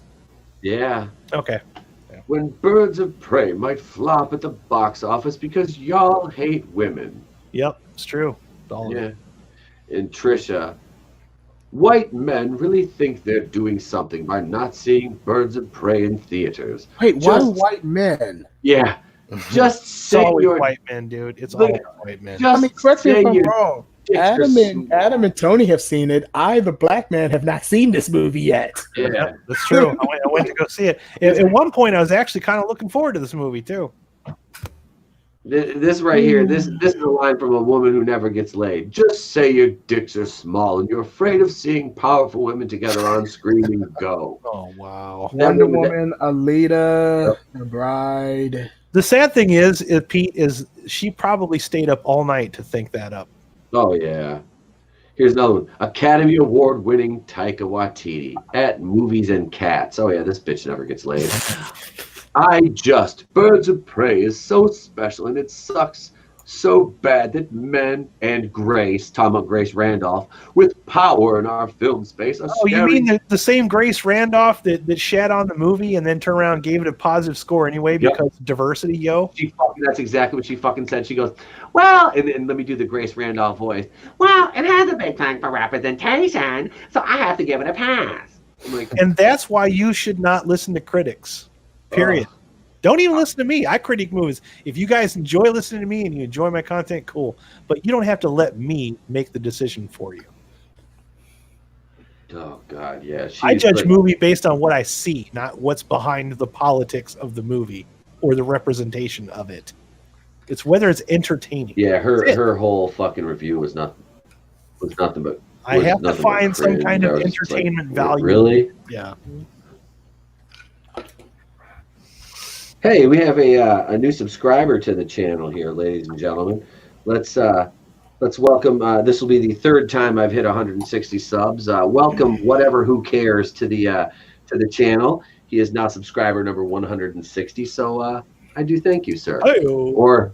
Or ma'am, or ma'am. I don't want to assume your pronouns. I don't want to make that mistake again. You're homophobic. I had to spend a week in jail. I had to spend a week in jail in Canada because of that. And it was Justin Trudeau, and it was all because he said, all it was somebody said, "What does Justin Trudeau look like?" And I said, "He looks like a bitch." I mean, I thought that was his preferred pronoun. But also to address this tweet here. This tweet: "Birds of Prey is so special and sucks so bad. Men and Grace with power in our film space is scaring people away from seeing it." That had nothing to do with it. It was marketing, the very, very woke marketing, and the fact that Ewan McGregor jumped out there to say that he's proud to play the misogynist in the feminist film, immediately alienated about 70% of your male audience right there. While he was cheating on his wife. He was virtue signaling to make himself look good. So wait, hold up. Can I say something? Absolutely. Does that mean did this movie break up a marriage? Wow, real feminist. No. No, they filmed that happened while they were filming Fargo. Yeah. With in the shittiest 2017. season of Fargo So- I've ever seen, by the way. And he decided to do another movie with the same chick. Yeah, Jesus, even Yes. Brad Pitt never did another movie with Angelina Jolie. thank God. No. Man. His daughter called Mary Elizabeth Winstead trash. She Yeah. is trash. Which is I'm funny. sorry. I don't like I've never She probably I hangs don't out with know. I've Amber never Heard. seen anything really with her. The only good thing I can say about Mary Elizabeth Winstead is, as John McClane's daughter, she was more interesting than Jai Courtney was. As oh my god, Jai Courtney and they were both in Harley Quinn movies. Never mind, I'm getting off track. John McClane's daughter, Mary Elizabeth Winstead, was a lot better than Jai Courtney was as John McClane's son. That's the only thing I can say. Keep Okay. Margot Robbie away from Bruce Willis. Please. I mean, all I got here now, she did a movie with let's see. Justin Long. She didn't do a movie with Justin Here we Long. go, over here. I don't think so. I still say that would have been a perfect porno Here's- name, Justin Long. Hi-yo! That's what Pete calls Ruby. Oh, God damn it. That's just in the back door. Academy Award winning Taika Waititi at Movies and Cats again. She replied to herself saying, "This is just so fucking important for future female lead blockbusters that this No, it's makes not. money." No, No, shut up, bitch. No, it's not. it's not the Billy Jack Oh, here's another one. girl. I don't want studios to think that we will only put our money behind female-led, safe and generic films like Captain Marvel and Wonder Woman. As much as I love Captain Marvel, it is Marvel. Captain Marvel's a generic movie? Wait, hold up now, hold up. Yep. So now we can crap on Marvel movies to prop up DC movies. Okay, I didn't know. We got. Yep. Nobody bothered to told tell me me this either, Alex. I was not aware of that. I Like, thought we were supposed to crap on DC movies Yeah. to make the Marvel movies look good. So now everyone does what? Man, that's a where's the game script changer, at? man. That's a Someone game to changer. flip the script on me. So now Captain Marvel and Wonder Woman are problematic. Huh. He says, "Look, everybody else loves Wonder Woman. They're basic." No, all right, right there. I will dispel that rumor right now, and I'm not spoiling anything because Alex hasn't seen this movie yet, and you guys kept quiet about The Mandalorian forever, and I love you guys for that. And I finally went and watched it, so I'm not spoiling nothing. But there is nothing more basic than the characters in Birds of Prey. They are very basic and one-dimensional. The villains and the heroes. They are archetypes, stereotypes. Yep. That's what I heard. Yeah, Oh, the bad guy, here we go, the right here. sadness that Ewan is so proud to play, that is his character. That is his motivation. He just that's it. Hates women. Keep that man away from movies and TV shows. Yeah, I'm starting to feel Caroline, that way too, Alex. I lesbian like them, but Elsa. now I don't know. Go ahead. Lesbian Elsa. At Sobering Stairs. Me rushing to meet everyone I know to see Birds of Prey 473 more times so Margot won't be sad at the lower than hoped for ticket sales, which I 100% blame men for. Hold up. Why is Birds and Prey censored? I don't know. Are those words? You know what? Hold up. I'll get off sidetrack for a minute here. You 100% blame men. Let me tell you something, sweetheart. I've seen the ticket sales. Mostly men were the ones who saw the movie. Ain't that ironic? The ones that were told not to watch it are Yep. the ones that bought the tickets anyway. And, you know, I'm glad you brought that up because the movie that I went to Thursday night, I talk. They see me like twice a week sometimes. All right, so they know me. They're nice to me. I said, so I just curious. I came early because I was there like an hour early. I said I came early because I heard that this was going to be like sold out. You know, I'm like, how many? He's like, how many pre-orders you got for Birds of Prey? You know, and he's like, I only got 16 pre-orders for the first show. And there was only probably about 16 people in the audience. 4 of them were women. Just like a woman, can't ever support other women. So Yep. But quick to blame men. Yeah, Here. we're the ones So that are you went to guys see ready the for movie. this next tweet is, you're going to love this. Fuck this shit. I'm about to rant. You know why pervy incelly fanboys are pissed about Birds of Prey? Because these women are interfering on their territory. Comic books have been created and curated for men so long they've grown comfortable. Really? What a fucking... Well, Wonder I'm Woman? sorry. I'm just going to... yeah. Some are I'm some gonna are be DC Alex. Alex, You're was being it you that was problematic. telling me that the Birds of Prey is actually a pretty cool comic book? Mm-hmm. Okay, Yeah. and I trust You got you. Black I trust your talk about comic books more than anybody else that You I got know. Black Canary, Hunter. Yeah, that's the weird thing. The crappy the crappy, I want to say not CW, WB Birds of Prey TV show is a better adaptation so far than what this was. Thank you. And that's saying something. That's why I can't wait for you to see it because I really want your feedback on the movie. I'm hoping you'll tweet me from the fucking lobby, man. Seriously, I am dying to know what you think of it. I'm gonna be like, it hurts. Black Canary is not black. Black Canary is not black, and yet they made that's her. actually It's racist. Juicy. That's racist. It's that is that's they It's but they had to racist. use Juicy Smollet's sister. Let's see. Oh, here's another one from Adeline. Well, knock knock. Guess who? Me, bitch. A girl who just really fucking loves comic books and all the characters. I will not put up with fanboys bullying actresses who get casted as their favorite characters because it's not your fantasy. It's just not you anymore. In my review, at no point in any of my videos did I beat up on any of the actresses, other than I thought it was odd No. that Harley Quinn instantly knows kung fu, even though it's not set up in the movie, and can beat the shit out of people twice as fast as John Wick. That was just a movie technical thing. I was not beating up on the actresses. Thank you very much. Here's another one from our little friend Adeline. A lot of female characters haven't been able to stand on their own and be badass and independent boss-ass bitches. Most of their stories revolve around men or have little to no backstory whatsoever. Why? Because they're written and designed for the gaze of men. That's bullshit too. You know, Jesus example Christ. where that's Hold a up, big hold lie. up, hold up, Yep. hold up. You said they were written for the design of men. Hey, can you do me a favor and look up 90s Storm or Rogue, 90s Rogue? You know, these X-Men characters that were clothed from head to toe. Hey, bro, I'll give you a movie even more recent than that. Mad Max Fury Road. I fucking love the shit out of that movie. That's one of my that one-arm favorite. chick, that one-arm ball chick. Furiosa. Yeah, Furiosa. That's one example. I haven't even seen that movie. And I don't Furiosa was a badass. Like, she was like I fucking love that movie. It's one of the best movies I saw in the last decade, and I'll still stand by that. But that's a movie where she was strong on her own without having to put down the men that she was working alongside to achieve a very feminist victory. Stand. You can do that story and make it work, and guys like it if you make sure the story works without having to put. But it doesn't count anymore now. It doesn't count because we're all about Harley Quinn now. You heard him. Even Captain Marvel doesn't count anymore now. Yeah. Captain Marvel's These are basic probably now. the same people that were having the same argument last year with Captain Marvel, but now they've moved on from that. Now it's all about Harley, so they forgot that awful quick. I just love these Is it just little soy girls are like praising WB now, but just literally a month ago they wanted to burn it down because of Joker. Exactly. This is my point with people like this is they're all about the argument, but not whether or not they should.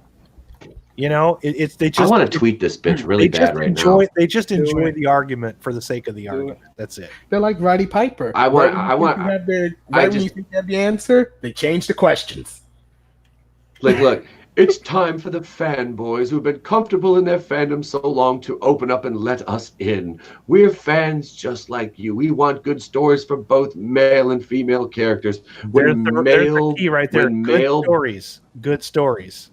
When male blame SJW feminists, women in their general for things I want to rip their heads off. I want to Why respond didn't to you this. see Hold up. Why didn't you go see Charlie's Angels? Why didn't you see Terminator Dark Fate? Why didn't you matter of fact, hold up. Why the fuck didn't you women go see Alita? No shit. There's one that actually had a good story. That was written a long time ago. Yeah. It was diverse. It had a story. It even had political undertones in it. Like, there's your movie. Where were y'all at when that movie? Well, that wasn't one of the chosen movies, so we couldn't go see that. Yeah. It wasn't. Hey, how long is it going to be? Hey, how much you want to bet when Black Widow comes out, this becomes irrelevant again? The biggest problem with Birds of Prey is the same problem that Suicide Squad had. It's a weak ass script, weak ass story. Those are its biggest That's what I've heard. I've heard it's not even as woke as people claim it is. It's just it's not. It really ain't. Suicide Squad. It didn't make me want to get up and walk out of the theater like Black Christmas did, because it's not like it's there are these overtones, but it's not enough to chase me out of the theater. Like Yeah, there I were heard some the biggest fun complaint moments, was but it's just Suicide Squad. it's disjointed, and there wasn't I wish the movie would have committed more to the comedy that it advertised, because the jokes just didn't land, man. It really didn't. Which, honestly, that kind of works in the movie's favor because I know I'm the only one here who actually likes Suicide Squad, so I might come out of Birds of Prey. I like Suicide Squad as well. Yeah, I might come But- out of it thinking, man, this was kind of entertaining. Ewan McGregor didn't help though. My problem with Suicide Squad was the same problem I had with this one, where the team up that the movie advertises is like an afterthought because there's so much setup. It's Well, like the WB, they don't like doing origin stories, so what they do is they rush through all these origin stories to the point to where that's like half the movie, but you don't flesh any single one of them out enough to where you care about anybody. Yeah, And Hollywood's this movie weird. suffers from that too. Yeah, Hollywood doesn't get. Look, you can do an origin. The only reason people complain about Superman, Spider-Man, and Batman's origin stories is because we've seen it hundreds of times. Correct. No one knows who Renee Montoya is. You can do an origin story for. I still don't know who Name Montoya is. Yeah, you can do an origin story for. You can do an origin story for Ant-Man or Doctor Strange. That's like you don't have to avoid. It's just if we already know it, like with Punisher, you don't need to make a 3-season long origin story. I have no problem with origin story. I never had a problem with origin story. Probably after this movie, I think I know more about the Huntress than I do anybody else, but she's got probably less screen time than everybody else. Isn't that fucked up? You mean the actual centerpiece of the team besides Oracle? Yeah. Wow. Yeah. She doesn't get much screen time, but I know more about her character than I do anybody else. The Harley Quinn, I know just as much about Harley Quinn in this one as I did after Suicide Squad. The most feminist icon I've ever seen in my life. That's a good point. Yeah. I don't get that. Like, how do so many feminists get behind Harley Quinn? I was like, you're the most. Now they've adapted her as their hero because Margot Robbie. Well, but honestly, I can't even blame Margot Robbie. This was even I love Margot Robbie. That's why I wanted to go see it. Yeah, I love Margot Robbie. Like her entire existence revolves around a man and whoever she's dating. It ain't even gotta be Joker. It can be Poison Ivy. It can be Bruce Wayne. It can be what's his name, Deadshot. Like your entire existence. This character, it reeks of like Harley Quinn. She reeks of a character that would probably be fine if they would just commit to any one of the comics that she originally came out of. But it's like they're making this character represent so many things that she doesn't have her own identity. Well, here's the thing. She sucks in the comics, too. Harley Quinn's only ever been good in Batman the Animated Series. And even then, I got to point out the Fox seasons. Basically, the first 3 seasons. Yeah. Mad Love gave us some depth, but it's an overrated story.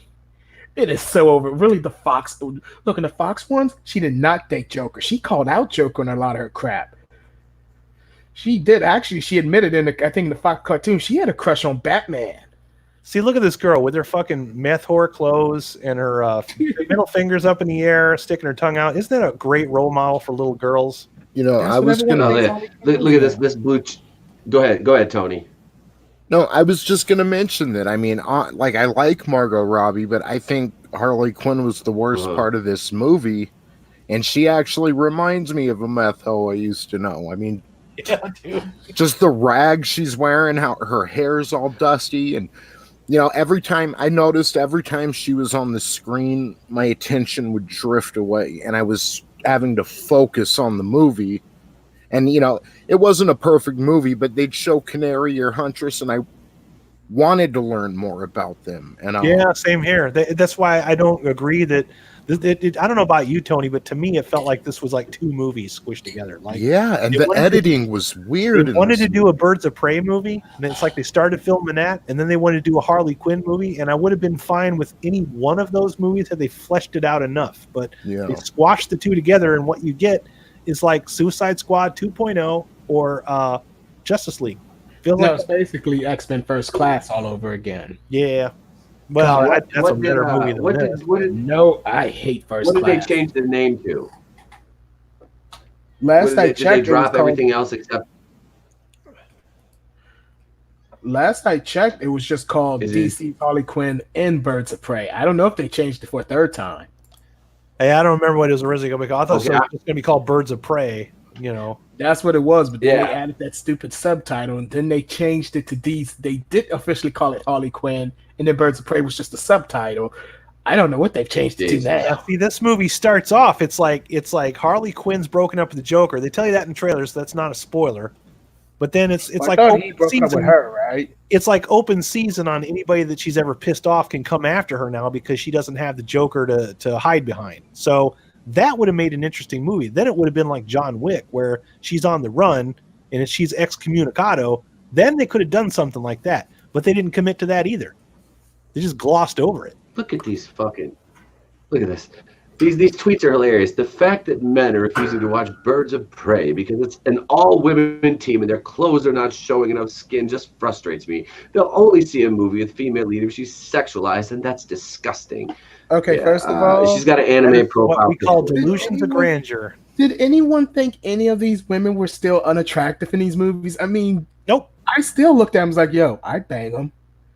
Look, Rosie Perez is the only I one. That's think because Rosie fucking Perez what- got older, but I'm going to be honest. Rosie Perez can Yeah. still get Dude, beat. Margot Robbie could show up wearing a root beer barrel, and I'd still support her. She's Yeah, a hot no woman. one I don't care. She's is- she's not only a hot woman, she's also a great actress. So you know, No one had a problem. Is it bad that Juicy Smollet's sister's not bad looking? What's her name? Journey. Yeah, she's not. She's not bad looking at all. The only one I'm kind I of can't worried believe they about, named their kid after that name. that Asian chick keeps reminding me of Rose Tico. That scares me a little bit. I was just gonna say that. I was like, I I got was no going to interest say in short Rose Tico round, down but there. that would be like not Yeah, proper. 'cause Sure. I kept thinking, I was like, No, Dr. Jones. But she like, does. Her character is kind of like that in the movie, though. Mhm. A little I was bit. like, kinda yeah, no Rose one Tico-ish. has said the only complaint I've heard about the way the women look is people wish they would have their comic book costumes on. And that's a fair assessment. Yeah. I don't think that's sexist at all to say that. And mind Like, you, we want to recognize what they look like. Harley Quinn's costume, the one people like, is the least sexualized costume. It's the Harley Quinn outfit. No one likes the The red and daddy's black. the daddy's little monster shirt. Fans Meth hate whore that. look. Yeah. Yeah, we want the Yeah, classic that's what clown girls that look. work at the strip clubs do, though. She looks like a There was a couple. SoundCloud Actually, there rapper. was one. Yeah, We had two girls at the wrestling the IWE, the company I worked for, that both did Harley Quinn cosplay, and one was like the red and black one, and the other one was like the Suicide Squad look. And they like feigned like a cat fight at intermission one time, which was kind of cool. I'm not gonna lie, but yeah, I don't really care about either of them. I don't really care about Harley Quinn. It's just, I don't. Is it bad? I just don't really care about the because you character at won't care all. much for her after the move. After this movie, sorry to say, it's not going to change how you feel about Harley Quinn. I would say if you liked her in Suicide No. Squad, you'll probably like this. But if you didn't like her in Suicide Squad, this ain't going to make you feel any better about her. you know what? I'm gonna do a I short. watched plug. 45 minutes of Suicide Squad. Oh, I was going to say I'll do a little short plug though. If you do like classic Harley Quinn, like from the '90s cartoon, do yourself a favor and read Batman: The White Knight. That is the best Harley Quinn story in decades. It's the best one. Like, okay, it's kind of old, so I'm kind of going to spoil it. There's 2 volumes. This is the first volume. You find out in the story, you see Joker hanging around with, Harley Quinn looking like Margot Robbie. And then all of a sudden you see a blonde-haired woman comes in, kind of beats up Margot Robbie and takes Joker back. And you find out it's the original Harley. She's been in hiding this whole time. The idea is that the Suicide Squad Harley and the one we all grew up with were 2 different people. And the one that, who came from the cartoon, she's smart. She's a scientist. She talks Joker down. She's likable. She left because it was an abusive relationship. It's a good Harley story. It basically craps on the Suicide Squad version of Harley Quinn, who ultimately becomes the villain of the book anyway. You know what? Can I say something real quick? This comment right here that somebody left on one of my videos today pretty much sums up all these tweets that we're reading. Okay, women. This movie is targeted for women only. Period. Men, watch something else. Men. Okay, we won't watch it. Movie flops big time. Women. It's the men's fault because they don't watch it. Men. I'm never getting married. Yep. Nope. Yep. Yep. That's all That it kind of sums it up because it's like basically it. nobody was like not wanting you to like a thing, but since you made this to Yeah. where you clearly told men that this wasn't for them, why were you surprised when we didn't show up? We don't want you to insult us and then expect us to ask for seconds. It doesn't work that way in the real world, my dear. And even then, I still have to bring it up. Men were the only ones who did show up. The women are the ones who didn't show up to this movie. Right. So the men showed up anyway, and they're still getting trashed for it. Yeah, 53%, 54% of the tickets were sold to men above the age of, I think it was like 25. And here's the Jerry Conway tweet. Let's see, go back to the article. It says the scapegoat of a lack of sexualization was also put forth by Punisher co-creator Gary Conway, or Jerry Conway, who described the supposed lack of desire by young men to see this film as crass, horrible, and shallow. He also stated that the desexualizing of the team's members, as in the abstract and politically, this is good. Jerry Conway says, I'm so disappointed by Birds of Prey's box office and what it says about the male audience for superhero films. Here's my controversial take. Don't hate me. The movie didn't pull teenage boys. Margot Robbie didn't want Harley Quinn to be sexualized, that she wasn't Suicide Squad. This guy sounds like he's a cunt. I'm sorry, this guy's a cunt. There's no better way to put it. The guy's a fucking cunt, dude. Like, just... The movie didn't look good, okay? Oh, here we go. It goes on. It's horribly shallow, but there we are. I'll bet much of Harley's appeal for young men in Suicide Squad was the hypersexualization of her body in midriff shirt and shorts, and short shorts that emphasize her buttocks and legs. To her credit, to her credit, Robbie wanted to attack that. Let's see. Here's another one. The result was a complete desexualizing of Harley and Birds, so much so that we see her in baggy overalls or baggy pajamas, etc. Throughout, her fellow birds are desexualized in the abstract and politically. This is good. Is this how he finishes sentences? You know what? She's still wearing horror clothes in this movie too. You know that, right? Just because she's wearing more clothes in the last one doesn't mean she looks any less boorish than she did in the last one. Just because she shortened her hair a little bit and put on a few more clothes, but she's still essentially wearing the same fucking costume. Yeah. Just because there's horror clothes don't mean they ain't mo. Just because there's mo clothes don't mean they ain't ho right. Even a hooker will put a coat on when it's cold enough. I'm just saying. Mm-hmm. Yep. So yeah, this fucking retard just goes on. Yeah, just he's a fucking retard. He is. And I call him a cunt and a retard. There's my fucking. Those words. I'm not monetized anyway. We'll make a new word. It's cuntard. He's a cuntard. He's a cuntard. Yeah, cuntard. He's a cuntard. You should probably get a trademark on that. Yeah, TM. We're gonna put a little TM after that. Let's see. So yeah, it's $1 every time you say cuntard. You got. But yeah, so that's the gist of the article right there, and these people are absolutely insane that want to sit back and just preach and it's men, and like we said, men accounted for over 50% of the tickets. So nice try again. It's also proof that this phantom audience that they keep marketing these movies towards don't actually exist. They're not really there. They are people that are just looking for points. They're looking for woke points when they say these things. They don't realistically want to go see the movie, or else they would have. If there was that many of them that mattered, we went. But man, I'm just gonna say. I don't know. How much did you pay to see this one, Tony? Oh, so we have a lot of theaters out here. All the theaters in Las Vegas are in casinos. So okay. There's all kinds of different options, but we have a little theater up the street. It's $8 a ticket. It's the whole day, no matinee or anything. So okay. Nice. Me and my wife went. That's about what it is here. Yeah. I saw mine on my Movie Pass, but I think the price for it before I checked out was like $9.69. Nice. See, that's I don't want to give them any money to box office. So I'm not going to go see this. I'm not. Like I said, I made. You really don't. You're not missing anything fun. It doesn't set up anything else, and it's not really a continuation of anything. It's not setting up anything. Yeah. If there's any post credits bullshit, I didn't stay for it. Oh man, I didn't care. Did you stay, Tony? Yes. Tony told me what the ending is. I was like, he told me. Is there a post credit sequence? You tell me off camera because I want to know if I missed something. I'm just gonna put it. The credits came on, and I googled if there's a post credit scene, and it said there isn't one, but it's worth sticking around for a surprise. And I wasn't surprised. Yeah, it was I not wasn't surprised. good. He told me what it was. and even Tell me off camera what it is. I will. Off air, cool. The big question is, did you get what you fucking deserved? I did. For waiting around, I did. Pretty much.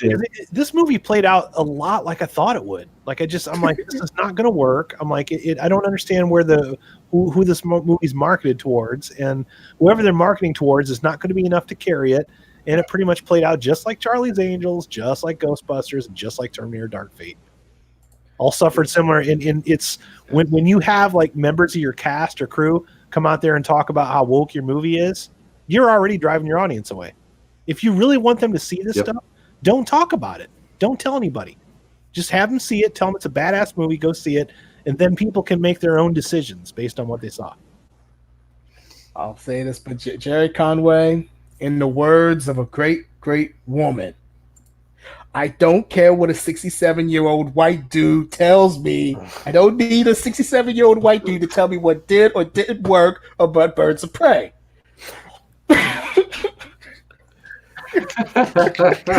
forgot the drainage sniffs in between sentences. I can't do it. Make sure you shake your head when you say it, too. White dudes to tell me what didn't work about A Wrinkle in Time. It wasn't made for him. Oh, shit. So, with that being said, I think we'll put the Birds of Prey to bed. Journey Smollett will be staying with me tonight. I'll have her doing the Canary Cry until the wee early morning hours. But no, really. I am. Well, I figure she doesn't really have any superpowers. And, you know, Black Canary's got that Canary Birds Cry. of Prey laid an egg and Joker got away. Hey, I think that could come in handy. I mean, you know, she's not going to be able to get away with faking an orgasm with that Canary Cry. That's not going to happen. You know, anything less than that would be uncivilized. That's my thing too, man. We're gonna. Oh. As I said, that depends on if it's the machine or if it's the some versions, it's just the machine that makes her do it. And some versions, it's a superpower. Well, according to that's the other thing is what universe does this belong to? Because now DC's got like all kinds of alternate universes going on that don't really gel well together, and it feels like this one was made back when they were still trying to have a cinematic universe. Well, there's still a cinematic universe. They're doing what Marvel did back in Phase 1, where like each movie doesn't need to lead it to the next. It's its own thing, and then you can have a team up movie in which they'll. So by that rationale, this is the first Birds of Prey movie. So this is our introduction to the Birds of Prey. It's never explained why the Black Canary can do that thing that she does. She just does it once, and then it's never addressed ever again. That's called bad storytelling. Fucking right it is. Doesn't she just uses that to push Harley on her roller skates? When that happened in the movie, I'm in the back of the theater and I put my arms up in the air. I'm like, what? What? The CGI looked so bad, like early 90s made for movie CGI when she screamed Were you getting a Batman and Robin vibe from that third act? Hey, don't you put Batman and Robin in this? I could see that, but by the third act, I mean, my eyes were glazed. I was just waiting for it to end. And I don't want to spoil it, but when we do talk about spoilers, I had a major problem with how the movie ended too. Okay, good. Not just me. All right. Ooh. All right, so we're gonna jump ship from DC over to Marvel here momentarily for a few, because we've got a few Marvel things here to talk about, which we haven't been talking much Marvel lately, and there's been a ton of Marvel news, but the thing is, we've got that MCU fatigue. Now, this busy right here the is wagon trying to figure out how they're going to combat Joker making $1 billion. Oopsie. Well, this right here, I never thought I would say this. You can mark it down as February 10th, 2020, and if this really truly comes to fruition, then I will actually be celebrating Captain Marvel 2.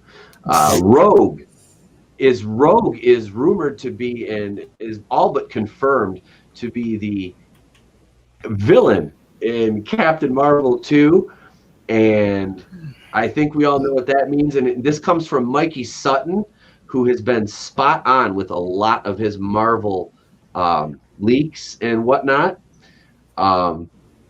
This is saying that Nova. I did the video the other day. Nova's going to be a female. Okay, so her and Carol are going to have. It's going to be Beth Ryder.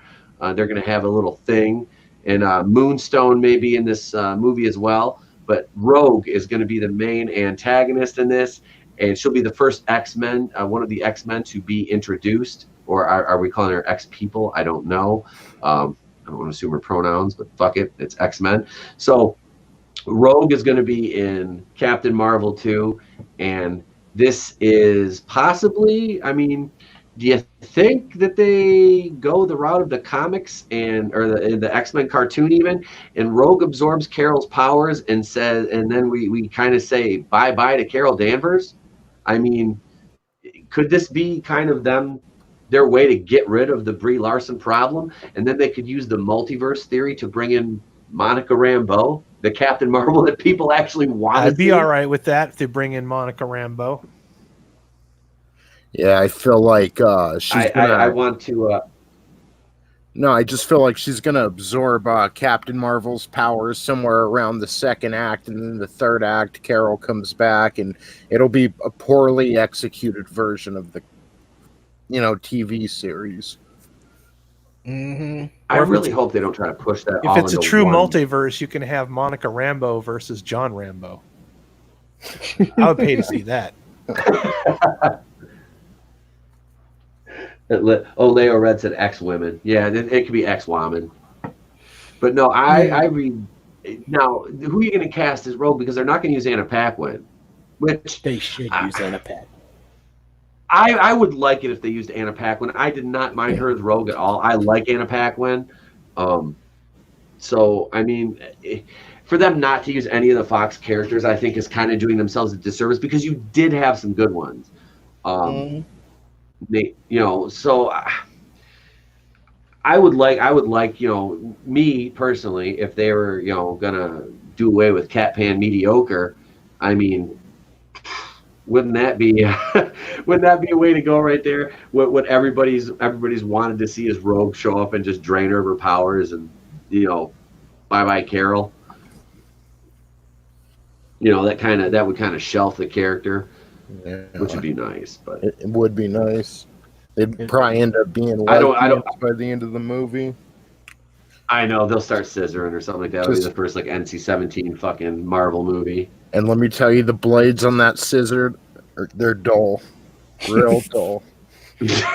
It's kind of weird how fangirls are trying so hard to get Captain Marvel into a lesbian relationship, and I'd be like, have any of y'all ever read the comics? Like I said it before. Carol Danvers is a cockhound. She is constantly fucking dudes, especially younger dudes like Spider-Man. She is not a lesbian. She likes the dick a lot. Just go look up some of Captain Marvel. Well, they tried that. Something else that annoys me about this shit? It's if you want to have a lesbian character in your show, cool. But they always advertise that they're in the movie, and then they just gloss the fuck over it when you actually sit down and watch the movie. Because they can't piss off China. Yep. I think that's more insulting than the marketing itself. Because it's you're advertising shit that's not even in your movie. And that's exactly what they do with Birds of Prey. It's not as woke as they said it was.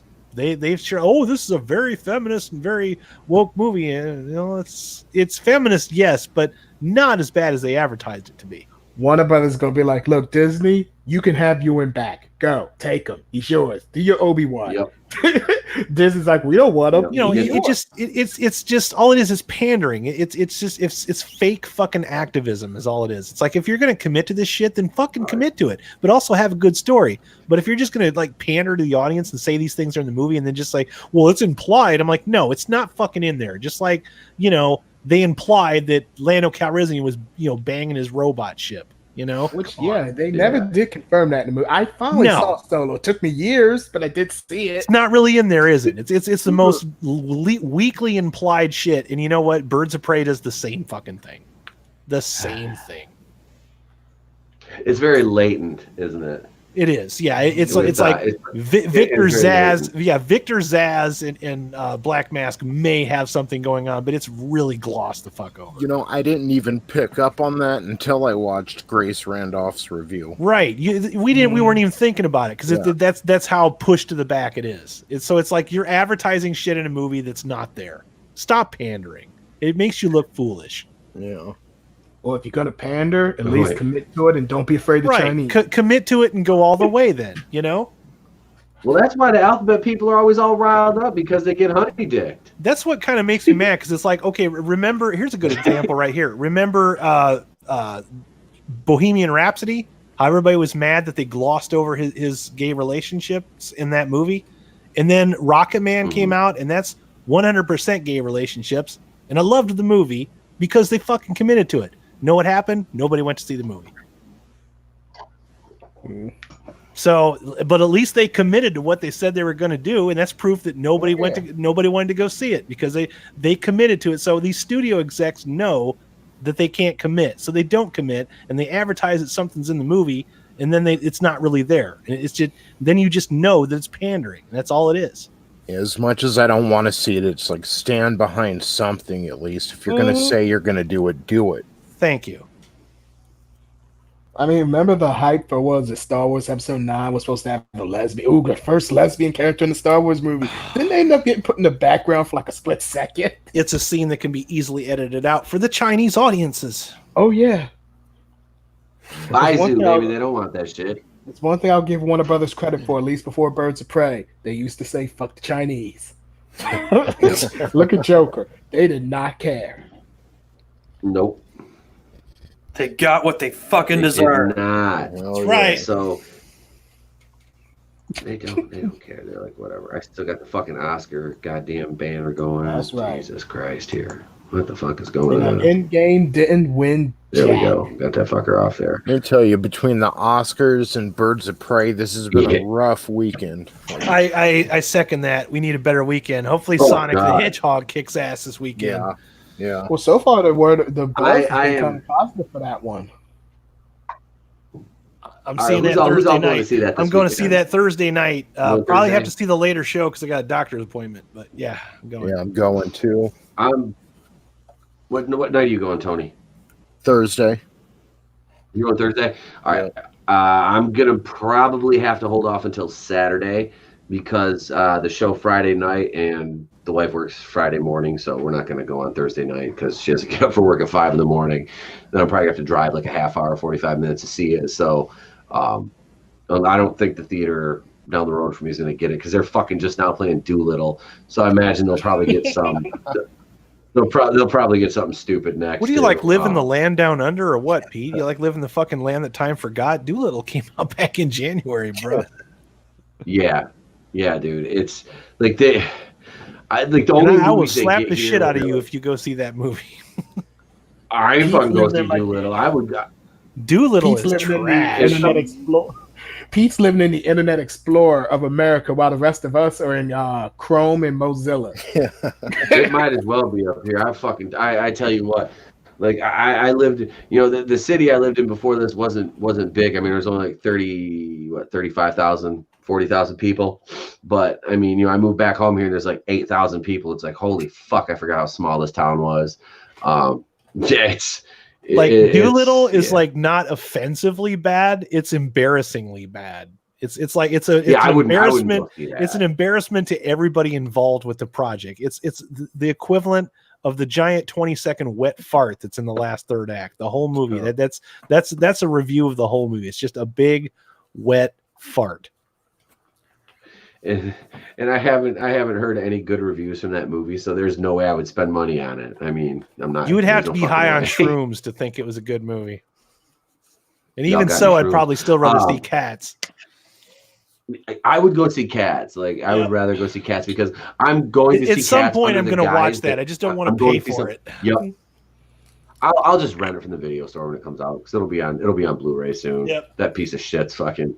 Yeah, it'll be in a fucking dollar bin at Walmart soon. I mean, and and I heard somewhere if you get high as fuck before you watch Cats, it's like a really good time.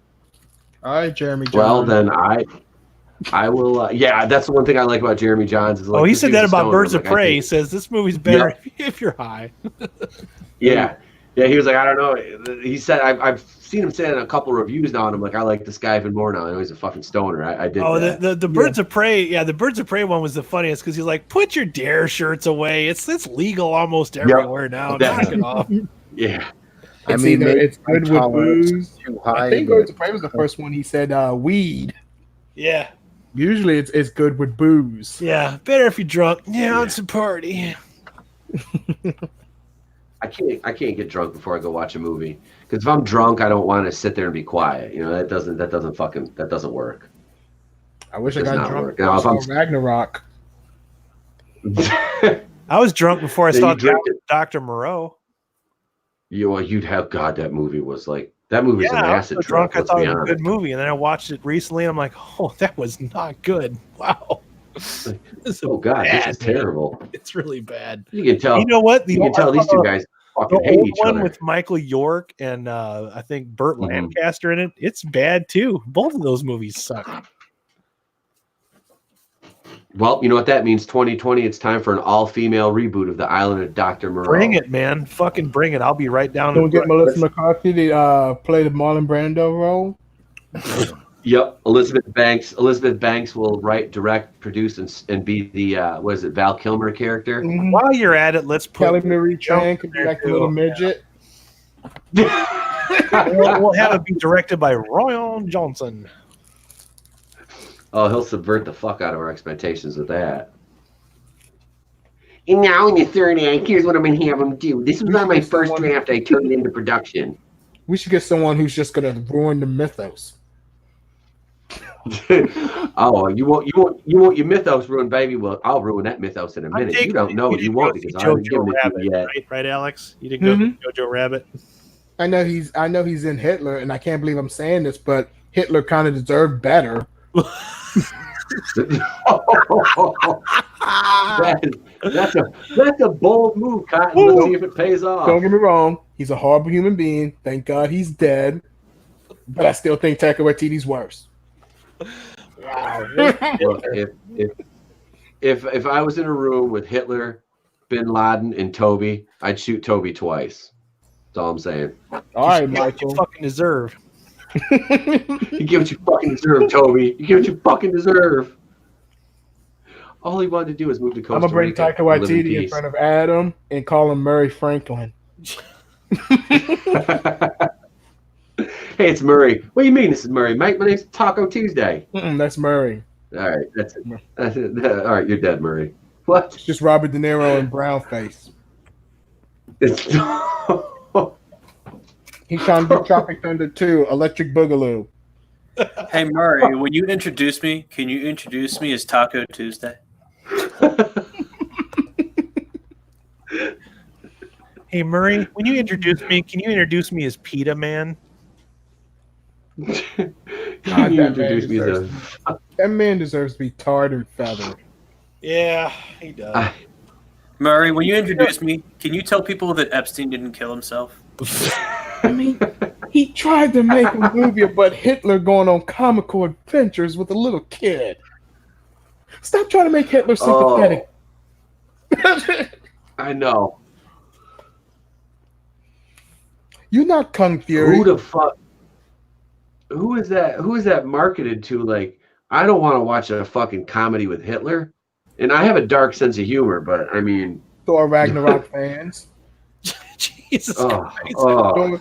Look, pay attention now. You'll notice Show a us lot on of the dial where the movie hurt you. God damn it. you'll see a lot of movies now where people from either the MCU or Disney will work together. Marriage Story is just basically Kylo Ren banging Black Widow. They're trying to get that synergy. You know, They I want- think I saw that video on one of the hubs once.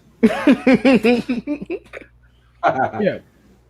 They want, because let's face it, if you like Thor Ragnarok, you don't know what comedy is. You could get away with Jojo Rabbit.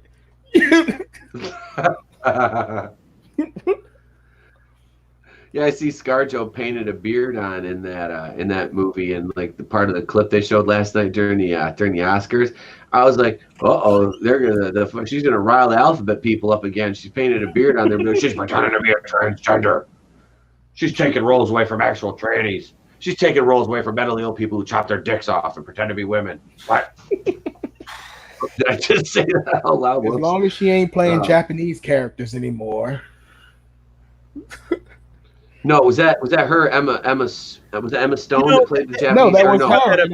The Ghost in the Shell. He's talking about Ghost in the Shell. Ghost in the Shell. That anime movie that nobody went to go see. I got done. I was gonna say I fucking remember the cartoon. I got done watching Robotech, and I'm thinking, oh man, this would make the most badass fucking movie. But Alita didn't make all the money in the world because Ghost in the Shell sucked.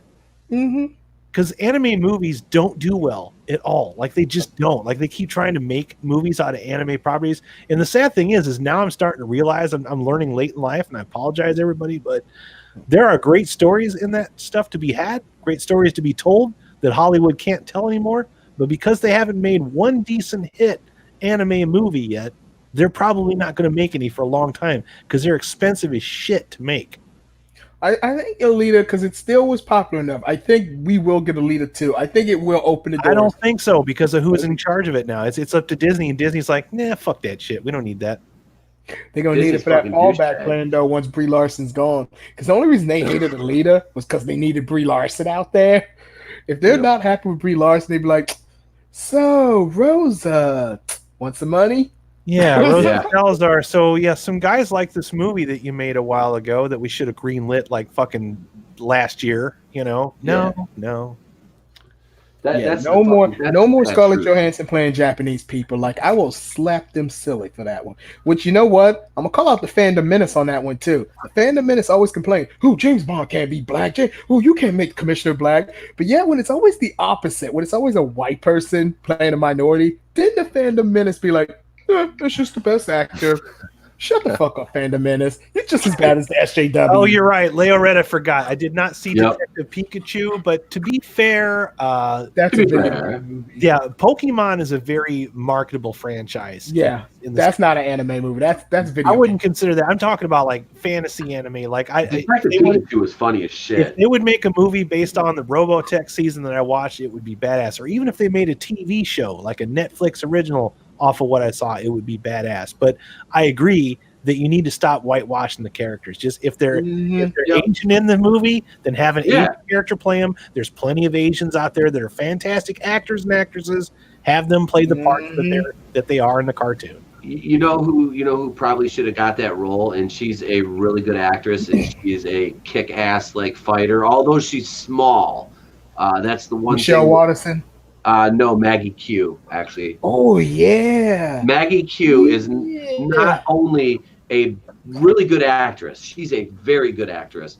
She is a good martial artist. She's a fucking beautiful woman. She is, man. She's beautiful, but God, she plays the action roles so well. She was actually in a really cool TV show that Nikita. I liked. Well, she was in Stalker with her and Dylan McDermott. It was a cop show a couple years ago, which was really good. Only lasted one season and got canceled. Had some of the best remixed versions of songs on it that I've ever heard. But yeah, it was just a fucking cool show, and she's really good in it, and I dig her. But yeah, I think she could have played that role easily. But back to that anime thing again too. Something else I realized, and I didn't notice it until I finished watching it. Until just now that Robotech came out in like the early '80s, and I think it came to the United States in '85. That cartoon has a completely diverse cast of characters already in it, like Russians, white people, black people, Asian people, mixed races.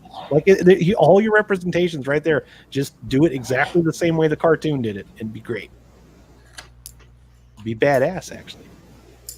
I think anime, it's going to take a while, but I think anime is going to get there. I hope so, because Hollywood is so devoid of any ideas right now, and there's a ton of ideas and stories to be told from anime that's just ready to be made into great movies, but you got to make one of them land first, man. It's hard to get audiences in there because they're always thinking about that last stinker. Like, oh, it's going to be another Ghost in the Shell. It's funny to think Alita was mostly destroyed just by Disney themselves. Disney destroyed by Disney. I don't think Ghost in the Shell helped it either. And also, like I told you guys, when they threw that first trailer out, it seemed to me, for somebody that didn't know anything about Battle Angel Alita, I thought it was another YA movie. I did. Yep, same here. Guilty Same here as when I first charged. saw the marketing. It felt I like a YA movie. I felt like I was watching another Divergent movie. Look, yeah, it looks like that, or like what that Maze Runner, those movies. Yeah. I'm like, I'm not gonna The be into this shit. the trailer wasn't that good for that. Like the first trailer was not that good for that. Yeah. movie. And it turned out she's not a young adult, she's 300 years old. She's I know. older than old. Who knew, right? They could have done a bit. Because she's got to hook up with a 60-year-old boy. Marketing was Yeah. not very good for that movie. It could have been way better. It suffered the same problem that like Edge of Tomorrow did. Like that's a fantastic movie too. That had like no. Oh my god. I just saw that. I just watched Edge of Tomorrow. I'd never seen it before. It's sad when these amazing movies don't get enough attention because, like, they spent a lot on them, but they ran out their budget to where they couldn't market them, so nobody goes to see them. And that was it. That movie was fucking. I was like, "Where's the sequel to this? Why have you not done a sequel?" It's to being this? made. It's being That made. movie is why I still believe to this day Emily Blunt would have made a better Black Widow because she was supposed to. If you know, Fucking right, buddy. Yeah. she was supposed Or to be Captain Black Marvel. Widow. Or Yeah. Captain Marvel. Well, I just say Black Widow because, like I said, she can do an accent. Yep. Scarlett Johansson cannot do that. Stop getting her to play foreign women when she can't do any other accent besides her New York, New Jersey accent. And that's the other thing, Alex, is she was swole in that movie. Like you could tell that she probably She was ripped, man. Oh yeah. Unlike Margot Robbie, who looked like she's 90 pounds soaking wet, beating the shit out of like 290 pound guys. Like it's nothing. Yeah, dude, fuck that. Hey, real quick here, Coach Loudy's got to bounce. Thank you, brother, for being on tonight. I know you were high talent to get home for the show tonight, so I appreciate you coming on again, and hopefully we'll get you back on next Monday, my man. It's always good to be home, gentlemen. Well, you Thank have you, yourself a Coach. great night, and I will talk to you. I'll probably catch up with you tomorrow morning, brother. Sounds good, gentlemen. Take care. Thank Keep you, out of bro. trouble, You too, man. Have a Coach. great night. Trouble's my middle name. All right, but yeah, man, Emily Blunt looked fucking gorgeous in that movie. Yeah, I like that. She put on that size. You know, that's commitment to the role right there. You look And like see, you're that was coming out in times where we weren't prioritizing how, oh, look, we have a woman in our movie. Like that we weren't doing that shit back then. You would just put a strong woman in a movie. That's why I like Furiosa. You know, it's like that wasn't the marketing of that movie. It was like, we got a strong female in our movie. No, it wasn't the focus of the movie. It's like Mad Max 4 was the fucking focus of the movie, you know? And Emily it Blunt's worked. one of those actresses where I feel like, yo, why is she not a bigger star? She should be a bigger star than she is.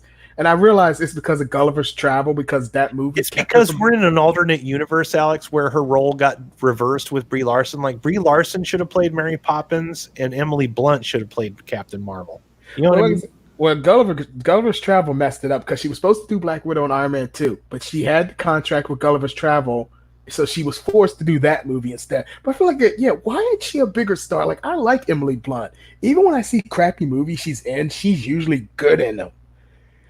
I just feel like I'm not too optimistic about Jungle Tour or whatever the fuck it's called. With I don't even know what that is. The one that she's in with The Rock that's coming out.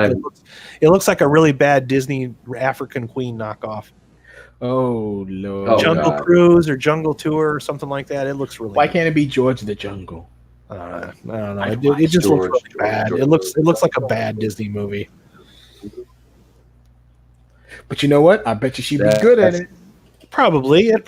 I'm hoping it's a good movie, man, but it's just the trailer didn't give me a lot of hope. Well, look, it can be worse than Black Christmas. Well, that's the thing about. Ugh. Do you have Maggie Q as your profile picture? That is Maggie Q as my profile. Hang on a second. let's. Oh yeah, it is. See, yeah, she's like I said, man. She's gorgeous and she's like a badass martial artist. What movie was she? Was it one of the fuck? Was it Die Hard? She was Die Hard 4. She was in one. Yep. Hey, why y'all Justin sleeping on Long, I Cynthia think that one Rothrock? was. Yo, she's still hot. Yeah. Hey, Cynthia Rothrock. Yo, she's I'll take Actual bad- martial she's artist. bad. Yo, I'll take a sequel to China O'Brien. Okay, I'll do it. I don't care. I miss it. Yo, Let's see I here. forgot when she showed up in something a few years ago. It's like, yo, she is. Every time I see her name, though, all I can think of is a bad Flintstones episode for some reason. Cynthia Rothrock. She wouldn't have to change her name if she guest starred in it. Right? It's just No. put her in the next. wait. Put her in the Flintstones reboot. Hold up, we can't bring her up though because they won't any female action heroes before Brie Larson. Oh, I forgot she don't count anymore either. Yeah, Margot Robbie. Yeah. 2009. I forgot. Now, I mean, now Margot Tiffany has only Robbie's been the acting fucking since like premier. the 80s and 90s, but she don't count. Yeah. Nah. All right, so let's get into this last article for the night here, and this is a little more MCU stuff, and we're going to be talking about KRAVEN. KRAVEN the Hunter, Sony movie reportedly ties heavily into the MCU. This is by Matt Conway. This is Screen Geek. I'm terrified of what the MCU is going to do to these characters from the Sinister Six. I don't want to fucking see a Sinister Six movie in the goddamn MCU. And I posted that the other day. I went fucking at that Michael Roman cat, and I love his channel. I subscribe to his channel. I love his videos. But I'm like, dude, are you fucking like? I know they pay your bills and you're monetized off it, but I mean, come on, man. Do you really think the MCU is going to do the Sinister Six justice, not make them a bunch of fucking you know chumps? what though, Pete? I see franchise potential here with KRAVEN. Like they could do a cross promotion with White Castle, like get a KRAVEN 12-pack. Are you craving a 12-pack? The KRAVEN Oh, 12-pack. It'd serve it with some Szechuan sauce. Oh no. Along with Venom 2, Morbius, the idea of KRAVEN the Hunter film is intriguing in many ways. The foe has yet to be featured in any of the big screen Spider-Man adaptations, and the creation of a solo project would work nicely to tie into the Sinister Six villain team-up project that has been rumored. After rumblings of the film's conception in 2018, it looks like the project might finally materialize on screen. According to the Illuminati, a casting call for KRAVEN the Hunter film has begun, with the film potentially pitting him in a bounty hunting crusade to kill Spider-Man himself, the report states. The Illuminati has seen the casting grid for the potential KRAVEN the Hunter solo film, and it could have a direct impact within the MCU. It seems like KRAVEN will be very similar to the version from the core Marvel Comics universe. He's specifically referred to as a maniacal big game hunter in it, much like his comics counterpart. But unlike Venom and Morbius, which largely tried not to refer to Spider-Man directly, KRAVEN is also specifically mentioned to be hunting Spider-Man. This puts him square in the middle of the MCU, making their antagonism a core part of the character and begging for confrontation. Wait, isn't there a picture of Spider-Man in the Morbius trailer? Yes, there is on the wall. It's Tobey Maguire's Spider-Man, and it says murderer over it. What's sure? So yeah, okay. I was gonna say Marvel fans, the past never counts. Nope. But it's all connected. It's all connected. Yeah. KRAVEN the Hunter was one of Spider-Man's original villains, created by Stan Lee and Jack Kirby in the pages of Marvel Comics. Sergei Kravenov is a dedicated huntsman. He's brought down many of the most dangerous animals on the planet. Along his travels, he took a serum that granted him enhanced strength, speed, and slowed his aging. He's also the half-brother of the supervillain known as the Chameleon. The pair used their connection to try and defeat Spider-Man, but failed. KRAVEN became obsessed with proving his mettle as a hunter by someday bringing Spider-Man down. It's interesting that Sony would want to explore KRAVEN's pursuit of Spider-Man in a solo project rather than him being the central villain for the upcoming Spider-Man 3. I wouldn't be surprised if a KRAVEN solo project ended up featuring Spider-Man minimally, as Sony would likely rather build the character's lore effectively before having him go head-to-head with his greatest foe. If Sony is able to execute these solo projects well, a Sinister Six film could be a magnificent treat for superhero fans. I am absolutely stoked about that. Like, I don't have a lot of faith in Sony executing those solo KRAVEN projects, film, though.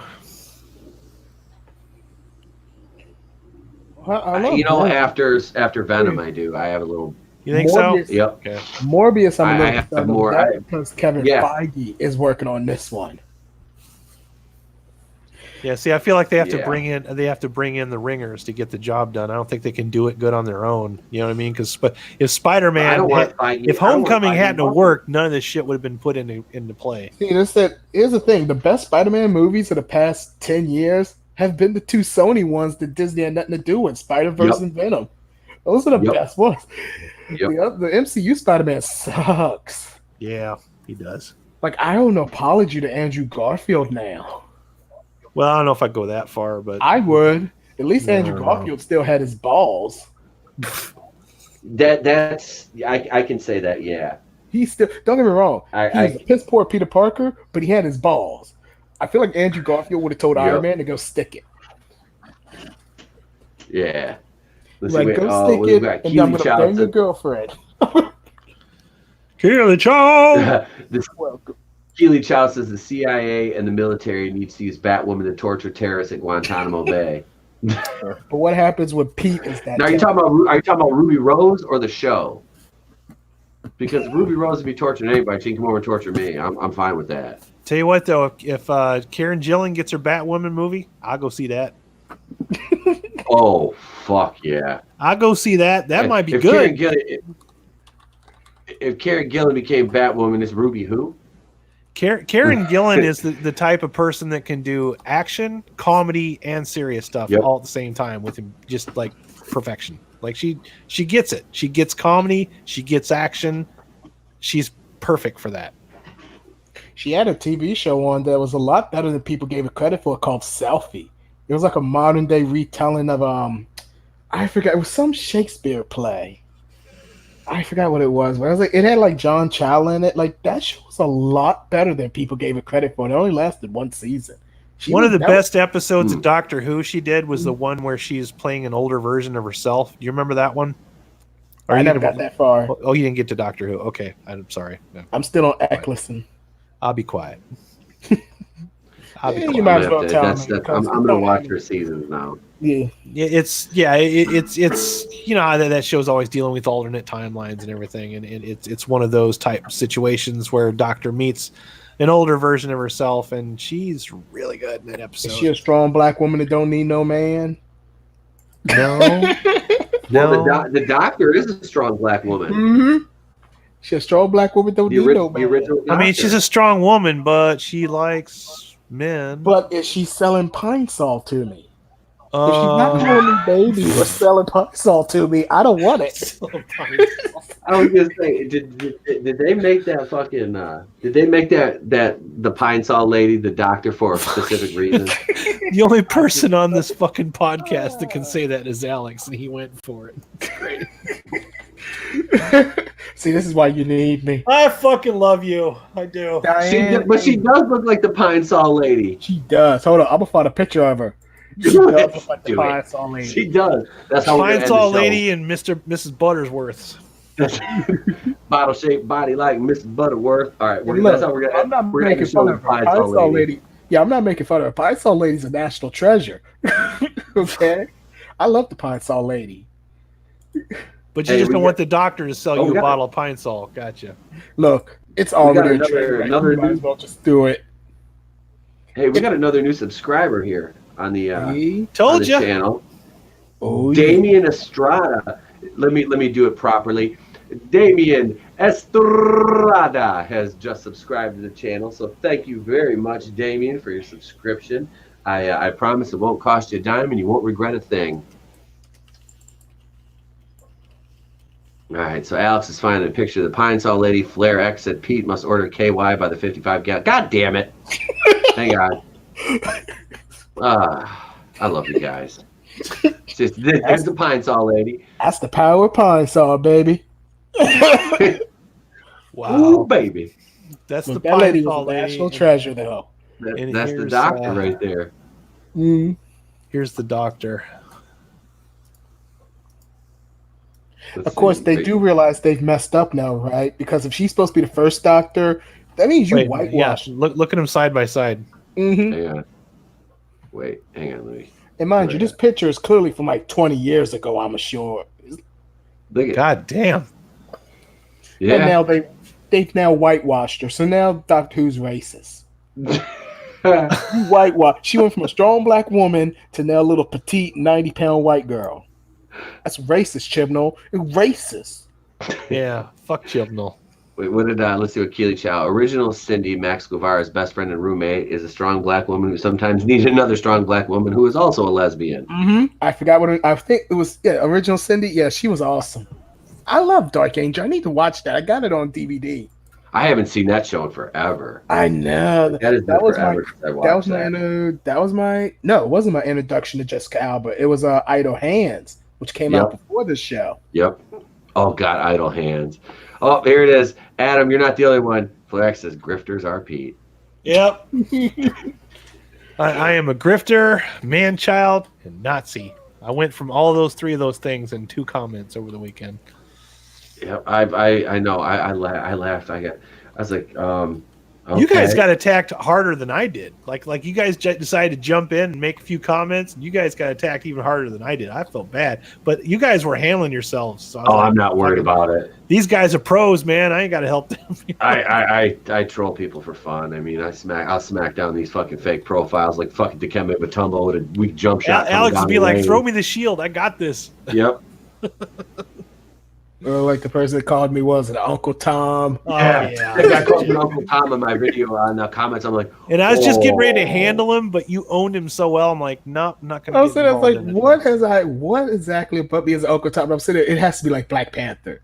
That's the only thing I've said that would make me sound like an Uncle. I was like, yo, and I've said before, I'm not Fandom Menace, so I was like, yeah, like. Now, isn't it funny how all of those people disappeared after Birds of Prey bombed over the weekend? They're all gone. They scatter like cockroaches every fucking time they do that. Movie.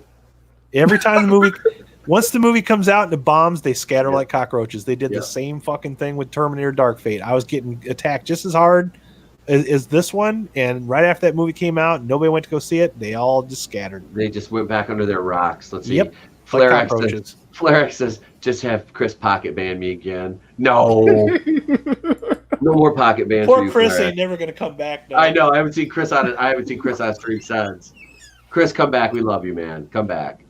Keely Chow says, friends who are Batman fans don't let friends who are also Batman fans watch Batwoman. Hey, man. Hey, I'm beholden to you guys. I review that and I suffer for your sins.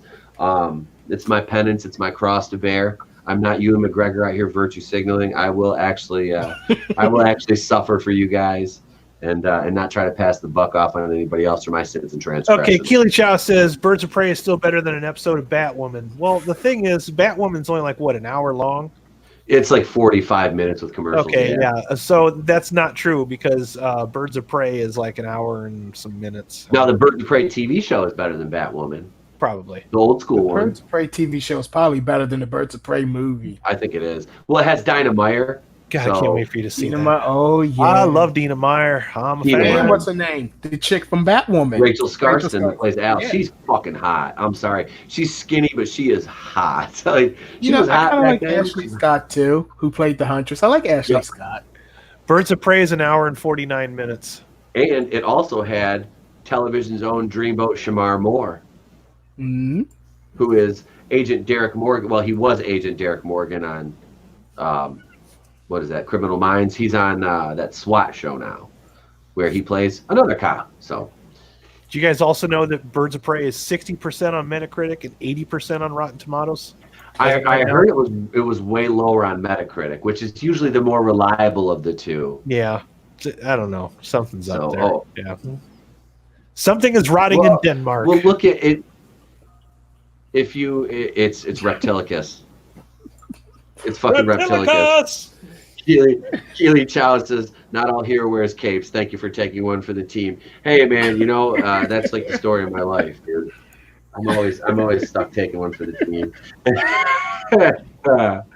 At least I get, I could say I get paid for it, but I don't. I wish I did, but I don't.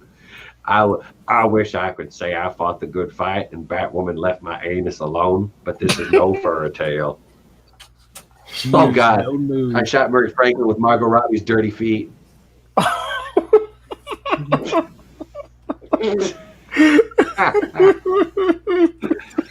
Oh, I love it. I love it. Holy shit. Well, I think this is as good a spot as any. I got a roll of dollars for you, Pete. I'm not do I have to dance? Because I haven't done that in a lot of pounds. Actually, never mind. That's a story for off air. That's when I started Patreon. I've got some stories about bachelorette parties I used to work at, but that's another story altogether. Anywho. Nice Shake one, that Alex. moneymaker. Well played, buddy. Well played. Oh God, no! It's You realize at some point we're going to see something worse than that, right? I know. Trust me, kind they of- exist. I'm Just scared. try to sit through Shark Exorcist, and you'll forget all about Velocipaster. I don't know if I could do Shark Exorcist. No, man. don't I do know Shark if I could do Exorcist. it. I don't No. wish that. I like you guys too much. This is my shark movie right here, and I just watched Deep Blue Sea with a kid for the first time. He wanted to rent a shark movie. with Oh, me that's a and the good wife. one. Yeah, you picked a good one. Yeah. He made it through about half of it. He got scared. I put that one right below Jaws. I actually like it. I like that movie that much. Yeah. The effects. Now I have my TV's HD. Shark ate me. A fucking shark ate me. It just ate him. It just ate him. We're gonna fucking- wait. Fucking. Oh, I love that guy so much. The effects are kind of bad. Like there's a part with a foot floating by. It's kind of bad, but it's still a fun movie. I'll never. I like the fact that LL Cool J plays into the stereotype of being the last black horror guy in a horror movie. It's like brothers never get out of situations. And then he survives because he's all pissed after Michael right? Rappaport Yeah, died. I He's just fucking surviving love this. it. Yeah, he's the one I that survived kills it. one of the fucking Two sharks. horror movies. I was Halloween gonna as say well. that. Yep. Yeah, I was saying, Halloween. he beat a fucking shark and Michael Myers. Fucking right. And he didn't have to say trick or treat, motherfucker. No. Hey. Michael Myers. It ain't Michael Myers' fault. His weakness is black rappers. I want DMX in the new Halloween. Maybe that. It's gonna give it to you. Woo. X gonna give it to you. Woo. That'd be a good one because DMX is always angry. He's only 4'9", so he'll be able to scurry around. Always barking about something. Yep. I know, right? Hey! Don't underestimate DMX. He was the hardest boss in the Def Jam Vendetta. He was. Oh fuck! I He forgot was. about I that. love those games, dude. I had that one bitch pre-ordered. Anyway, this has been episode number 87 of the Place to Be Reviews. I'm Etepo Queen. I've been here with all of yous. Let me go around the horn and we'll say goodnight to the panel. Lincoln X7, say goodnight to the folks. The Velocipaster says, "Good night, my children. Go with God, Your sins are repented. or else you get the shark exorcism." Adam, what do you got going on, brother? For Valentine's Day, come join us on Raiders of Lost Flicks, where Alex and Pete and I are going to be discussing our favorite lesbian vampire movies. Because what else will we do on Valentine's Day? Lesbian vampires. So be there for that. Pete's two favorite things: bats and lesbians. There you go. Can't argue with that. Can't argue with that. Tony, what do you got going on, my man? A whole lot of nothing right now, just some behind the scenes stuff for the show, and yeah, that's about it. You guys are gonna dig these things we Tony's got cooking back and behind the scenes too. We've been working on some fun things, some different things we're gonna try out. And should we kind of toss it out there for a little casting call? You know, sure. Because we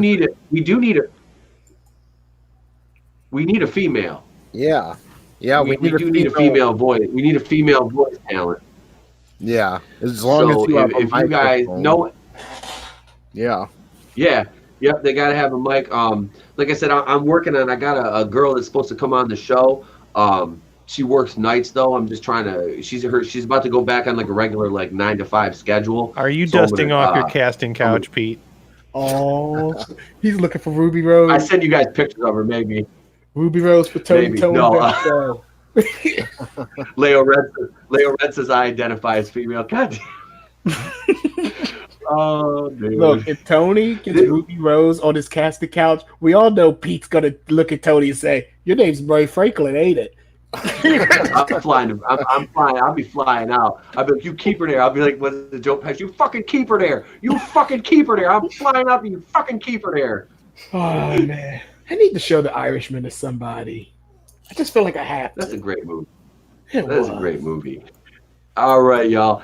So thank you very much for joining us. We've had picked 2 new subscribers back up. I dropped 2, got the 2 back. So we are no It might Flair. have been a That's not what it YouTube means. thing, man. It might have been. That's a what I YouTube said. You know, Yeah. I think that's what it is. God damn it, And, Flair. you know, 2 it's- hours it's and like- 38 minutes without one of those, without the fucking pegging jokes. You just- No, he's Bro, been, yeah, he's Bro, been- you've been making pagan jokes for like the last hour and a half. Where you been? yeah, it's been going on. It's been going on. Pete didn't wanna They must have went highlighted over. They must have went over I've my been head. sweeping them under the rug. No, Pete's Maybe been I sweeping had a under the rug. stroke. I don't know. Pete didn't want to post any of it. We put some good stuff. Like I put one about every time a lesbian comes out, Pete gets a strap on. Fuck's There. sakes. There, the peg couch. There you go. There's one from Leah. Here, there's Flair X's. You guys are beautiful. I hope you realize I that. fucking love you guys. I fucking Pete love you guys. Pete got Thank the you female so much. voice, Peggy Bundy. I can't. Thank you guys for joining us. This has been episode 87 of the Place to Be Reviews. I'm E. Temple Cooey, and I've been here with all of yous. And what do I say at the end of every video? I say, have a great day and a pleasant tomorrow. Keep it locked because I'll have 2 videos coming up for you tomorrow. That's it. Good night. And you know what I always say? In Get